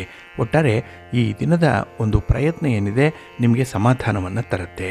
ಇನ್ನು ಹಳೆಯ ವಿಚಾರಗಳು ನೆನಪಿಗೆ ಬರುವಂಥದ್ದು ಪದೇ ಪದೇ ಬರುತ್ತೆ. ಇದರಿಂದ ಕೆಲಸಗಳು ಹಾಳಾಗುವಂಥ ಸಾಧ್ಯತೆ ಜಾಸ್ತಿ ಇರುತ್ತೆ. ಇನ್ನು ಈ ದಿನ ನಿಮ್ಮ ಮೃದು ಸ್ವಭಾವ ಆಗಲಿ, ಮಧುರವಾದಂಥ ಮಾತುಗಳಾಗಲಿ ಜನರನ್ನು ಆಕರ್ಷಣೆ ಮಾಡುತ್ತೆ. ಅಷ್ಟೊಂದು ಉತ್ತಮ ರೀತಿಯಲ್ಲಿ ಈ ದಿನ ವರ್ತಿಸ್ತಾ ಇದ್ದೀರಿ. ಹಾಗೆ ಈ ದಿನ ಹೊರ ಸಂಚಾರ ಅಥವಾ ದೂರದ ಪ್ರಯಾಣ ಈ ವಿಚಾರಗಳಲ್ಲಿ ಸ್ವಲ್ಪ ಎಚ್ಚರಿಕೆಯಿಂದ ಇದ್ದರೆ ಸಾಕು. ಏಕೆಂದರೆ ಈಗಾಗಲೇ ನಿಮಗೆ ಒಳ್ಳೆಯ ಯೋಗ ಇದೆ, ಅನುಕೂಲತೆಗಳು ಉಂಟಾಗ್ತಾ ಇದೆ. ಆದರೆ ನೀವಾಗಿ ಮಾಡಿಕೊಳ್ಳುವಂಥ ಕೆಲವೊಂದು ತಪ್ಪುಗಳು, ಕೆಲವೊಂದು ಸಣ್ಣ ಪುಟ್ಟ ಎಡವಟ್ಟುಗಳು ಈ ದಿನ ನಿಮಗೆ ಪಶ್ಚಾತ್ತಾಪಕ್ಕೆ ಕಾರಣವಾಗುತ್ತೆ. ಸ್ವಲ್ಪ ಜಾಗ್ರತೆಯಿಂದ ಇರಿ. ಹಾಗೆ ಈ ದಿನ ಕೆಲಸದ ಮೇಲೆ ಸಂಪೂರ್ಣವಾದಂಥ ಒಂದು ಆಸಕ್ತಿ ಇದೆ, ಗಮನ ಇದೆ. ಹಾಗಾಗಿನೇ ಅದು ಪ್ರಗತಿದಾಯಕವಾಗಿರುತ್ತೆ. ನಿಮ್ಮ ಮನೆ ದೇವರನ್ನು ಸ್ಮರಣೆ ಮಾಡ್ತಾ ಇರಿ. ಹಾಗೆ ಭಕ್ತಿಯಿಂದ ವಿಷ್ಣು ಸ್ತೋತ್ರವನ್ನು ಹೇಳ್ಕೊಳ್ಳಿ, ವಿಷ್ಣು ಸಹಸ್ರನಾಮ ಹೇಳ್ಕೊಳ್ಳಿ, ಒಳ್ಳೆಯದಾಗತ್ತೆ. ನಿಮ್ಮ ಅದೃಷ್ಟದ ಬಣ್ಣ ಗುಲಾಬಿ, ಅದೃಷ್ಟದ ದಿಕ್ಕು ಪೂರ್ವ ದಿಕ್ಕು, ಅದೃಷ್ಟ ಸಂಖ್ಯೆ 1. ಸಿಂಹರಾಶಿ. ಸಿಂಹರಾಶಿಯವರಿಗೆ ಈ ದಿನ ಉತ್ತಮವಾದಂಥ ಫಲಗಳನ್ನು ನಿರೀಕ್ಷೆ ಮಾಡುವಂಥ ದಿನ. ಅದರಲ್ಲೂ ಈ ದಿನದಲ್ಲಿ ಭಿನ್ನಾಭಿಪ್ರಾಯಗಳಿದ್ದರೆ ಅದನ್ನು ಬಹಳ ಬೇಗ ನೀವು ಪರಿಹಾರ ಮಾಡ್ಕೊಳ್ತೀರಿ. ಹಾಗೆ ಈ ದಿನ ಮನೆಯಲ್ಲಿ ಉತ್ತಮವಾದಂಥ ಆನಂದದ ವಾತಾವರಣ ಇರುವಂಥದ್ದು. ಅದರಲ್ಲೂ ವಿದ್ಯಾರ್ಥಿಗಳು ತುಂಬ ಮುತುವರ್ಜಿಯಿಂದ ಈ ದಿನ ನಿಮ್ಮ ಅಭ್ಯಾಸವನ್ನು ಮುಂದುವರಿಸ್ತೀರಿ. ಹಾಗಾಗಿ ನಿಮಗೆ ಸಮಯೋಚಿತವಾಗಿ ಕೈಗೊಳ್ಳುವಂಥ ಕೆಲಸ ಕಾರ್ಯಗಳಿಂದ ಉತ್ತಮ ಫಲ ಸಿಕ್ಕುವಂಥ ಸಾಧ್ಯತೆಗಳು ಜಾಸ್ತಿ ಇದೆ. ಹಾಗೆ ಈ ದಿನದಲ್ಲಿ ದಾಖಲೆ ಪತ್ರಗಳನ್ನಾಗಲಿ, ಅಮೂಲ್ಯ ವಸ್ತುಗಳನ್ನಾಗಲಿ ಸ್ವಲ್ಪ ಎಚ್ಚರಿಕೆಯಿಂದ ನೋಡಬೇಕಾಗತ್ತೆ. ಅದರಲ್ಲೂ 4 ಜನ ಓಡಾಡುವಂಥ ಸ್ಥಳದಲ್ಲಿ ಬೆಲೆ ಬಾಳುವಂಥ ವಸ್ತುಗಳನ್ನು ಇಡ್ಲಿಕ್ಕೆ ಹೋಗಬೇಡಿ ಈ ದಿನದಲ್ಲಿ. ಇನ್ನು ಈ ದಿನ ಕೌಟುಂಬಿಕ ವ್ಯವಹಾರಗಳಿಂದ ಸ್ವಲ್ಪ ಒತ್ತಡ ಉಂಟಾಗ್ಬೋದು. ಆದರೂ ಕೂಡ ಅದರಲ್ಲಿ ಒಂದು ಹೊಸ ವಿಚಾರವನ್ನು ತಿಳ್ಕೊಳ್ತೀರಿ, ಹೊಸ ಇನ್ಸೈಟ್ ಈ ದಿನ ನಿಮಗೆ ಸಿಕ್ಕುವಂಥದ್ದು ಇದೆ. ಹಾಗಾಗಿ ಈ ಬದಲಾವಣೆ ಆಗ್ತಾ ಇರುವಂಥ ವಾತಾವರಣದಲ್ಲಿ ಬಹಳ ಬೇಗ ಹೊಂದಿಕೊಳ್ಳುವಂಥದ್ದು ತುಂಬ ಉತ್ತಮ. ಇನ್ನು ಈ ದಿನ ಮಕ್ಕಳ ಕಡೆಯಿಂದ ಕೂಡ ತೃಪ್ತಿದಾಯಕವಾದಂಥ ಫಲಿತಾಂಶ ಬರುತ್ತೆ, ಸಂತೋಷ ಇದೆ. ಹಾಗಾಗಿನೇ ಈ ದಿನ ಲಾಭಕ್ಕಿಂತ ನೀವು ಹೆಚ್ಚಾಗಿ ಸೇವಾ ಕಾರ್ಯಗಳಲ್ಲಿ ತೊಡಗಿಸ್ಕೊಳ್ಳುವಂಥದ್ದು ಇದೆ. ಹಾಗಾಗಿನೇ ಈ ಚಾರಿಟಿ ವರ್ಕ್ ಅನ್ನುವಂಥದ್ದು ಈ ದಿನ ಬಹಳ ಪ್ರಧಾನವಾಗಿರುತ್ತೆ. ಇನ್ನು ಕೆಲವೊಂದು ಅಪರಿಚಿತ ಕಾರ್ಯಕ್ಷೇತ್ರಕ್ಕೆ ಕೈ ಹಾಕುವಂಥದ್ದು ಕೂಡ ಇದೆ. ಅಪರಿಚಿತ ವ್ಯಕ್ತಿಗಳ ಜೊತೆಯಲ್ಲೂ ಕೂಡ ಈ ದಿನ ನಿಮ್ಮ ಒಡನಾಟ ಇರುತ್ತೆ. ಇದು ನಿಮಗೆ ಅತ್ಯುತ್ತಮವಾದಂಥ ಫಲಗಳನ್ನು ತಂದು ಕೊಡುತ್ತೆ. ಹಾಗೆ ನಿಮ್ಮ ಕಾರ್ಯಕ್ಷೇತ್ರದ ಒಂದು ವಿಸ್ತಾರ ಎಷ್ಟಿದೆ, ಅದರ ಒಂದು ಬಾಹುಳ್ಯತೆ ಎಷ್ಟಿದೆ, ಅಧಿಕಾರ ಎಷ್ಟಿದೆ ಇತ್ಯಾದಿ ವಿಚಾರಗಳು ಈ ದಿನ ನಿಮ್ಮ ಮನಸ್ಸಿಗೆ ಬರುತ್ತೆ. ಹಾಗಾಗಿ ನಿಮ್ಮ ಇಷ್ಟ ದೇವರನ್ನು ಆರಾಧನೆ ಮಾಡಿಕೊಳ್ಳಿ, ಶಿವ ಪಾರ್ವತಿಯರ ದರ್ಶನ ಮಾಡಿಕೊಳ್ಳಿ, ಶಿವ ಸ್ತೋತ್ರವನ್ನು ಹೇಳ್ಕೊಳ್ಳಿ, ಶಿವನ ಪರಿವಾರ ದೇವತೆಗಳನ್ನು ಪ್ರಾರ್ಥನೆ ಮಾಡ್ತಾ ಇರಿ, ಒಳ್ಳೆಯದಾಗತ್ತೆ. ನಿಮ್ಮ ಅದೃಷ್ಟದ ಬಣ್ಣ ನೇರಳೆ, ಅದೃಷ್ಟದ ದಿಕ್ಕು ಈಶಾನ್ಯ ದಿಕ್ಕು, ಅದೃಷ್ಟ ಸಂಖ್ಯೆ 2. ಕನ್ಯಾ ರಾಶಿ. ಕನ್ಯಾ ರಾಶಿಯವರಿಗೆ ಈ ದಿನ ಮಿಶ್ರ ಫಲಗಳಿರುವಂಥ ದಿನ. ಅದರಲ್ಲೂ ಹಣಕಾಸಿನ ಪರಿಸ್ಥಿತಿಗಳು ಸ್ವಲ್ಪ ಏರಿಳಿತಗಳಿಂದ ಕೂಡಿರುತ್ತೆ. ಆದರೂ ಅದರಿಂದ ಹೊರಬರುವಂಥ ಪ್ರಯತ್ನ ಕೂಡ ಈ ದಿನ ಇರುತ್ತೆ. ಪ್ರಯತ್ನಕ್ಕೆ ನಿಮ್ಮ ಪ್ರೀತಿ ಪಾತ್ರರ ಬೆಂಬಲ ಕೂಡ ಇದೆ. ಹಾಗೆ ಈ ದಿನ ಸರಿಯಾದ ಕೆಲಸ ಕಾರ್ಯಗಳು ಸಕಾಲಕ್ಕೆ ಪೂರ್ಣ ಆಗದೇ ಇರೋದರಿಂದ ಮನಸ್ಸಿಗೆ ಸ್ವಲ್ಪ ಒತ್ತಡಗಳು ಉಂಟಾಗುವಂಥದ್ದು ಕೂಡ ಇದೆ. ಆದರೆ ನಿಮಗೆ ಅಪರಿಚಿತವಾದಂತಹ ಕಾರ್ಯಕ್ಷೇತ್ರದಲ್ಲಿ ಕೈ ಹಾಕುವಂಥದ್ದನ್ನು ತಪ್ಪಿಸ್ಕೊಳ್ಬೇಕು. ಯಾವ ಕ್ಷೇತ್ರ ನಿಮಗೆ ಗೊತ್ತಿದೆ, ಯಾವ ಕೆಲಸ ಸುಲಭವಾಗಿ ಆಗುತ್ತೆ ಅಂಥ ಒಂದು ಸಮಸ್ಯೆಗಳನ್ನೇ ಈ ದಿನ ನೀವು ಆಯ್ಕೆ ಮಾಡಿಕೊಂಡು ಅದಕ್ಕೆ ಪರಿಹಾರವನ್ನು ಕಂಡುಹಿಡ್ಕೊಳ್ಬೇಕು. ಹಾಗೆ ಈ ದಿನ ನಿಮ್ಮ ನಡತೆಯಿಂದ ತಪ್ಪು ಅಭಿಪ್ರಾಯ ಉಂಟಾಗುವಂಥ ಸಾಧ್ಯತೆ ಇರೋದರಿಂದ ಎಚ್ಚರಿಕೆಯಿಂದ ಇರುವಂಥದ್ದು ತುಂಬ ಅಗತ್ಯ. ಹಾಗೆ ವ್ಯಾಪಾರ ವ್ಯವಹಾರಗಳನ್ನು ಕೈಗೊಳ್ಳುವಂಥ ಸಂದರ್ಭದಲ್ಲಿ ಈ ದಿನ ದಾಖಲೆ ಪತ್ರಗಳನ್ನು ಸರಿಯಾಗಿ ಕೂಲಂಕುಷವಾಗಿ ಪರಿಶೀಲನೆ ಮಾಡಿ ಮುಂದುವರಿರಿ. ಏಕೆಂದರೆ ವ್ಯಾಪಾರದಲ್ಲಿ ಈ ದಿನ ಸ್ವಲ್ಪ ಮೋಸ ಆಗುವಂಥ ಸಾಧ್ಯತೆ ಕಾಣಿಸ್ತಾ ಇದೆ. ಇನ್ನು ಈ ದಿನ ಸ್ವಪಕ್ಷಪಾತವನ್ನು ಮಾಡುವಂಥದ್ದು ಅಥವಾ ಬೇರೆಯವರಿಗೆ ಒಂದು ರೀತಿಯಲ್ಲಿ ಕೇಡನ್ನು ಬಗೆಯುವಂಥ ಯಾವುದೇ ರೀತಿಯ ಉದ್ದೇಶಗಳಿದ್ದರೆ ಅದನ್ನು ಆದಷ್ಟು ಪಕ್ಕಕ್ಕಿಡುವಂಥದ್ದು ಉತ್ತಮ. ಏಕೆ ಅಂತ ಹೇಳಿದ್ರೆ ಈ ದಿನ ಸದ್ಯಕ್ಕೆ ನೀವು ಮಾಡುವಂಥ ಪ್ರಯತ್ನಗಳಿಂದ ಅದರಿಂದ ನಿಮಗೂ ಕೂಡ ಕೆಲವೊಂದು ಮಿಶ್ರ ಫಲಗಳು ಬರೋದರಿಂದ ಸ್ವಲ್ಪ ಜಾಗ್ರತೆ. ಇನ್ನು ಈ ದಿನದಲ್ಲಿ ಯಾವುದೇ ಒಂದು ಸಿಟ್ಟು, ಕೋಪ, ತಾಪ ಇದೇನಾದರೂ ಬರ್ತಾ ಇದ್ದರೆ ಅದರಲ್ಲೂ ನಿಯಂತ್ರಣ ಇಲ್ಲದೆ ಈ ಕೋಪ ಅನ್ನುವಂಥದ್ದು ಬಂದರೆ ಅದನ್ನು ಸ್ವಲ್ಪ ನಿಯಂತ್ರಣ ಮಾಡಿಕೊಳ್ಳುವಂಥದ್ದು ತುಂಬ ಉತ್ತಮ. ನಿಮ್ಮ ಮನೆ ದೇವರನ್ನು ಸ್ಮರಣೆ ಮಾಡ್ತಾಯಿರಿ. ಹಾಗೆ ಭಕ್ತಿಯಿಂದ ಆಂಜನೇಯ ಸ್ತೋತ್ರವನ್ನು ಹೇಳ್ಕೊಳ್ಳಿ, ಶ್ರೀರಾಮ ರಕ್ಷಾ ಸ್ತೋತ್ರವನ್ನು ಹೇಳ್ಕೊಳ್ಳಿ, ರಾಮನಾಮ ಜಪ ಮಾಡಿ, ಒಳ್ಳೆಯದಾಗತ್ತೆ. ನಿಮ್ಮ ಅದೃಷ್ಟದ ಬಣ್ಣ ಬಿಳುಪು, ಅದೃಷ್ಟದ ದಿಕ್ಕು ಪೂರ್ವ ದಿಕ್ಕು, ಅದೃಷ್ಟ ಸಂಖ್ಯೆ 1. ತುಲಾರಾಶಿ. ತುಲಾರಾಶಿಯವರಿಗೆ ಈ ದಿನ ಗ್ರಹ ಸ್ಥಾನಗಳಿಂದ ಸ್ವಲ್ಪ ಮಿಶ್ರ ಫಲಗಳ ಯೋಗ ಕಾಣಿಸ್ತಾ ಇದೆ. ಹಾಗೆ ನಿಮ್ಮ ಪ್ರಯತ್ನಕ್ಕೆ ಉತ್ತಮ ಅಲ್ಲದೇ ಇದ್ದರೂ ಕೂಡ ಸಾಧಾರಣವಾದಂಥ ಫಲವಾದರೂ ಕೂಡ ಈ ದಿನ ಸಿಕ್ಕತ್ತೆ. ಹಾಗಾಗಿ ಸ್ವಲ್ಪ ಸಮಾಧಾನ. ಏನಂದರೆ ಭಾಳಷ್ಟು ದಿನಗಳ ನಂತರ ಪ್ರಯತ್ನ ಮಾಡಿರುವಂಥ ಕೆಲಸದಲ್ಲಿ ಯಶಸ್ಸು ಸಿಕ್ಕಿದೆ ಅನ್ನುವಂಥದ್ದು. ಹಾಗೆ ಈ ದಿನ ವಿದ್ಯಾರ್ಥಿಗಳು ವಿಶೇಷವಾಗಿ ತುಂಬ ಮುತುವರ್ಜಿಯಿಂದ ನಿಮ್ಮ ಅಭ್ಯಾಸದಲ್ಲಿ ತೊಡಗಿಸ್ಕೊಳ್ಬೇಕಾಗತ್ತೆ. ಹಾಗಾಗಿನೇ ಈ ಸ್ಪರ್ಧೆ ಅನ್ನುವಂಥದ್ದು, ಹಾಗೆ ಈ ಸ್ಪರ್ಧಾತ್ಮಕ ಪರೀಕ್ಷೆ ಅನ್ನುವಂಥದ್ದು ಮುಂದೆ ನಿಮಗೆ ಎದುರಾಗ್ಬೋದು. ಆದರೆ ಈ ದಿನದ ಪೂರ್ವ ಸಿದ್ಧತೆ ಮಾತ್ರ ಪಕ್ಕಾ ಇರಲಿ, ಪರ್ಫೆಕ್ಟ್ ಆಗಿರಲಿ. ಇನ್ನು ಈ ದಿನ ನೀವು ಉದ್ಯೋಗದಲ್ಲಾಗಲಿ ಅಥವಾ ನಿಮ್ಮ ವ್ಯಾಪಾರ ವ್ಯವಹಾರಗಳಲ್ಲಾಗಲಿ ತೊಡಗಿಸ್ಕೊಂಡಿದ್ರೆ ಅದರಲ್ಲಿ ಮುಂದುವರಿಯಬೇಕು ಅಂತ ಹೇಳಿದ್ರೆ ನಿಮ್ಮ ನಿರ್ವಹಣಾ ಕೌಶಲ್ಯ ಹಾಗೆ ಸವಿ ಮಾತಿನ ಅಗತ್ಯತೆ ತುಂಬ ಇದೆ. ಹಾಗಾಗಿ ನಿಮ್ಮ ಮಾತು ಕೂಡ ಈ ದಿನ ನಿಮ್ಮ ಪ್ರಗತಿಗೆ ಪೂರಕವಾಗಿ ಕೆಲಸ ಮಾಡುತ್ತೆ. ಹಾಗೆ ಈ ದಿನ ಕೌಟುಂಬಿಕ ವ್ಯವಹಾರಗಳು ವಿಚಾರಗಳೇನಿದೆ ಇದರಿಂದ ಕೆಲವೊಮ್ಮೆ ಒತ್ತಡಗಳು ಉಂಟಾಗುವಂಥದ್ದು ಕೂಡ ಇದೆ. ಇನ್ನು ಬದಲಾವಣೆಯ ಆಗ್ತಾ ಇರುವಂಥ ಒಂದು ವಾತಾವರಣ ಏನಿದೆ ಅದು ಮನಸ್ಸಿಗೆ ಸ್ವಲ್ಪ ಬೇಸರವನ್ನು ತರಿಸುತ್ತೆ. ಹಾಗಾಗಿ ಬದಲಾವಣೆಗೆ ನೀವು ಹೊಂದಿಕೊಳ್ಳುವಂಥದ್ದು ತುಂಬ ಉತ್ತಮ. ಇನ್ನು ಈ ದಿನದಲ್ಲಿ ನಿಮ್ಮ ಇಷ್ಟ ದೇವರನ್ನು ಆರಾಧನೆ ಮಾಡ್ತಾಯಿರಿ, ನಿಮ್ಮ ಮನೆ ದೇವರನ್ನು ಪ್ರಾರ್ಥನೆ ಮಾಡಿಕೊಳ್ಳಿ, ಒಳ್ಳೆಯದಾಗತ್ತೆ. ನಿಮ್ಮ ಅದೃಷ್ಟದ ಬಣ್ಣ ಬಿಳುಪು, ಅದೃಷ್ಟದ ದಿಕ್ಕು ಈಶಾನ್ಯ ದಿಕ್ಕು, ಅದೃಷ್ಟ ಸಂಖ್ಯೆ 2. ವೃಶ್ಚಿಕ ರಾಶಿ. ವೃಶ್ಚಿಕ ರಾಶಿಯವರಿಗೆ ಈ ದಿನ ನಿಮ್ಮ ಆತ್ಮವಿಶ್ವಾಸದ ಮೇಲೆ ತುಂಬ ನಂಬಿಕೆ ಇದೆ. ಆತ್ಮಬಲ ಏನಿದೆ, ನಿಮ್ಮ ಕಾನ್ಫಿಡೆನ್ಸ್ ಏನಿದೆ, ಇದು ಈ ದಿನ ನಿಮ್ಮ ಕೆಲಸ ಕಾರ್ಯಗಳ ಪ್ರಗತಿಗೆ ಪೂರಕವಾಗಿ ನಿಮಗೆ ಸಹಾಯ ಮಾಡುತ್ತೆ. ಕೌಟುಂಬಿಕ ವಿಚಾರಗಳಲ್ಲಿ ಭಿನ್ನಾಭಿಪ್ರಾಯಗಳಿದ್ದರೂ ಕೂಡ ಅದನ್ನು ಬಹಳ ಬೇಗ ದೂರ ಮಾಡ್ಕೊಳ್ತೀರಿ.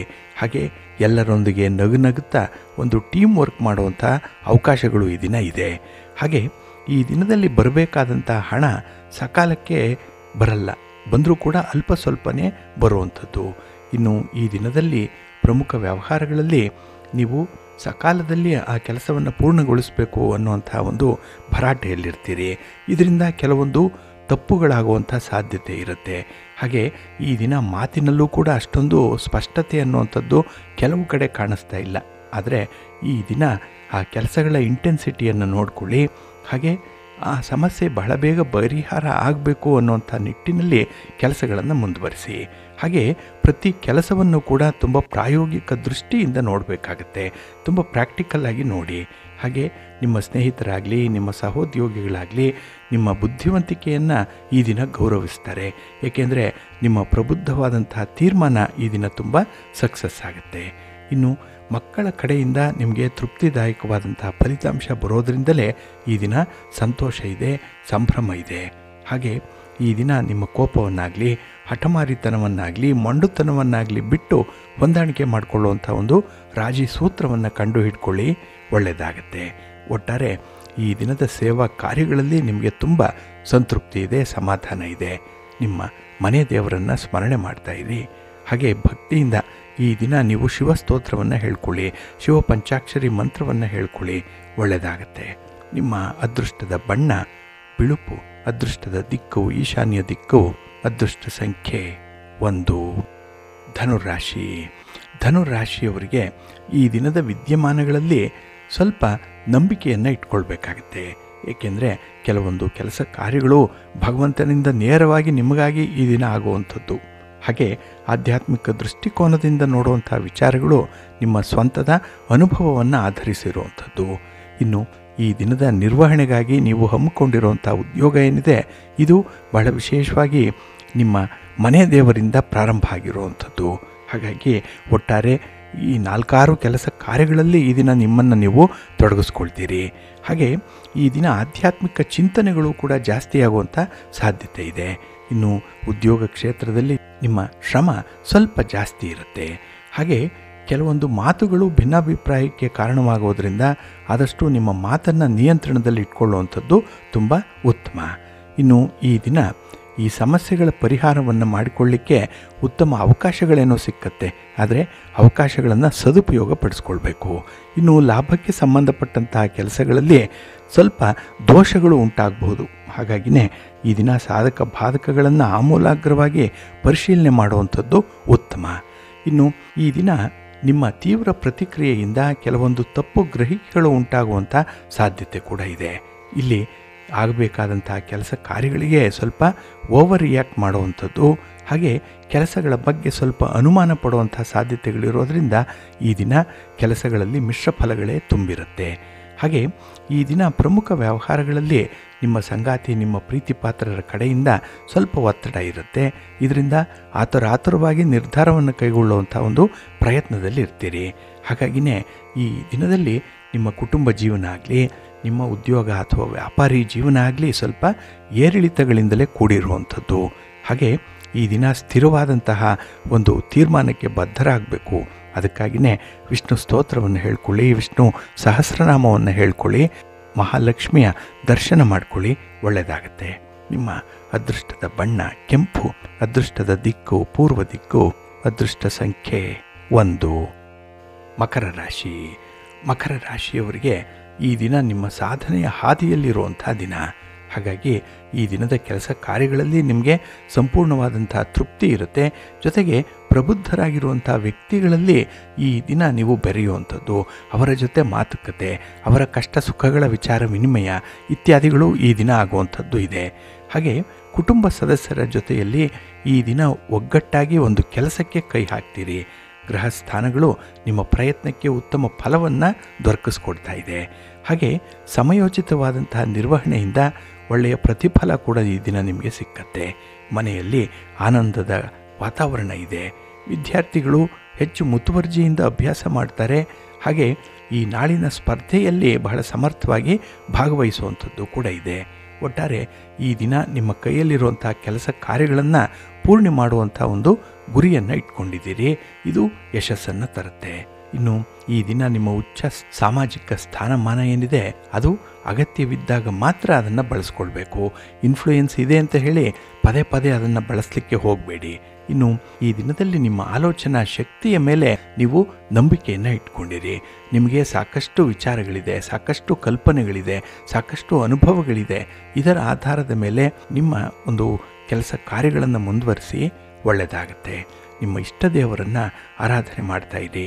ಹಾಗೆ ಭಕ್ತಿಯಿಂದ ಈ ದಿನ ಕನಕಧಾರ ಸ್ತೋತ್ರವನ್ನು ಹೇಳ್ಕೊಳ್ಳಿ, ಮಹಾಲಕ್ಷ್ಮಿ ಅಷ್ಟಕವನ್ನು ಹೇಳ್ಕೊಳ್ಳಿ, ಒಳ್ಳೆಯದಾಗುತ್ತೆ. ನಿಮ್ಮ ಅದೃಷ್ಟದ ಬಣ್ಣ ತಿಳಿ ನೀಲಿ, ಅದೃಷ್ಟದ ದಿಕ್ಕು ಈಶಾನ್ಯ ದಿಕ್ಕು, ಅದೃಷ್ಟ ಸಂಖ್ಯೆ 3. ಕುಂಭರಾಶಿ. ಕುಂಭರಾಶಿಯವರಿಗೆ ಈ ದಿನ ಮಿಶ್ರ ಫಲಗಳಿರುವಂಥ ದಿನ. ಅದರಲ್ಲೂ ಈ ದಿನ ದುಡಿಮೆ ಏನಿದೆ ಇದು ಬಹಳಷ್ಟು ಮಟ್ಟಿಗೆ ನಿಮಗೆ ನಿರಾಸೆಯನ್ನೇ ತರುತ್ತೆ. ಕೈಗೆ ಬಂದ ತುತ್ತು ಬಾಯಿಗೆ ಇಲ್ಲ ಅನ್ನುವಂಥ ಒಂದು ಪರಿಸ್ಥಿತಿ ಇದೆ. ಹಾಗೆ ಈ ದಿನ ನಿಮ್ಮ ಯೋಜನೆಗಳು ಯಾವುದೂ ಕೂಡ ನಿರೀಕ್ಷಿತ ಮಟ್ಟದಲ್ಲಿ ಪ್ರತಿಫಲವನ್ನು ನೀಡಲ್ಲ. ಅದನ್ನು ಕೂಡ ಈ ದಿನ ಬಹಳ ಮುತುವರ್ಜಿಯಿಂದ ಮುಂದುವರಿಸಬೇಕಾಗತ್ತೆ. ಹಾಗೆ ಈ ದಿನ ನಿಮ್ಮ ನಿಕಟವರ್ತಿಗಳ ಜೊತೆಯಲ್ಲಿ ಭಿನ್ನಾಭಿಪ್ರಾಯಗಳು ಏನಾದರೂ ಇದ್ದರೆ ಮಾನಸಿಕ ಕ್ಲೇಶ ಉಂಟಾಗುವಂಥದ್ದು. ಹಾಗೆ ಈ ದಿನದಲ್ಲಿ ನಿಮ್ಮ ತಪ್ಪನ್ನು ಸರಿಪಡಿಸುವಂಥ ಒಂದು ಪ್ರಯತ್ನ ಏನಿದೆ ಇದರಲ್ಲಿ ಪದೇ ಪದೇ ನಿಮ್ಮನ್ನೇ ದೂರಿಕೊಳ್ಳುವಂಥ ಸಾಧ್ಯತೆ ಕೂಡ ಇದೆ. ಹಾಗೆ ಈ ದಿನ ಸಮಯ ಸಾಧಕರ ಸಹವಾಸವನ್ನು ಮಾಡಬೇಡಿ. ಹಿತಶತ್ರುಗಳಿದ್ದಾರಲ್ಲ ಅಂಥವರಿಂದ ಸ್ವಲ್ಪ ದೂರ ಇರುವಂಥ ಒಂದು ಪ್ರಯತ್ನವನ್ನು ಮಾಡಿ. ಹಾಗೆ ಈ ದಿನ ನಿಮ್ಮ ನೋವಿಗೆ ಸ್ಪಂದಿಸುವಂಥ ವ್ಯಕ್ತಿ ಸಿಕ್ಕುವಂಥ ಸಾಧ್ಯತೆ ಇದೆ. ಇದನ್ನು ನೀವು ಗಮನದಲ್ಲಿಟ್ಕೊಳ್ಬೇಕಾಗತ್ತೆ.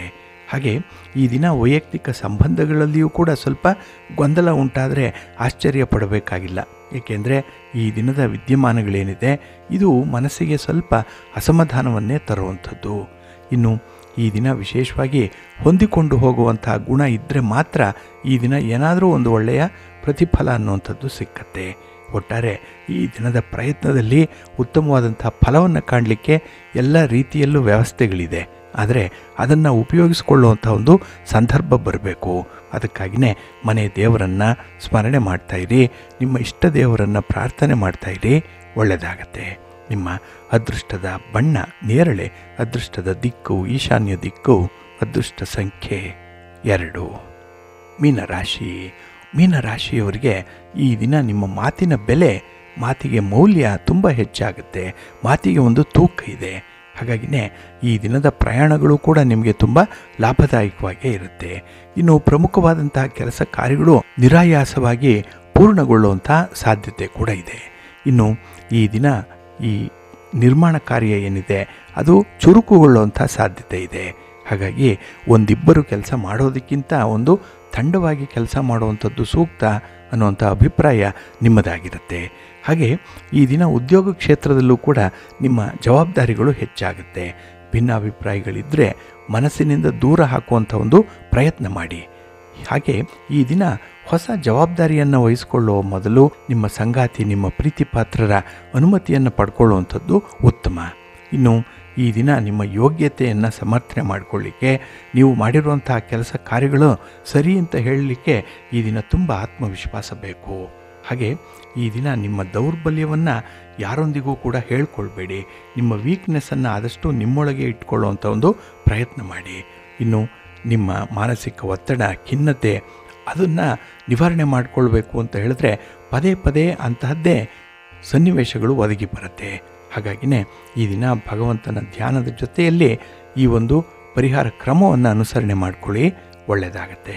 ನಿಮ್ಮ ಅದೃಷ್ಟದ ಬಣ್ಣ ಹಳದಿ, ಅದೃಷ್ಟದ ದಿಕ್ಕು ಈಶಾನ್ಯ ದಿಕ್ಕು, ಅದೃಷ್ಟ ಸಂಖ್ಯೆ 1.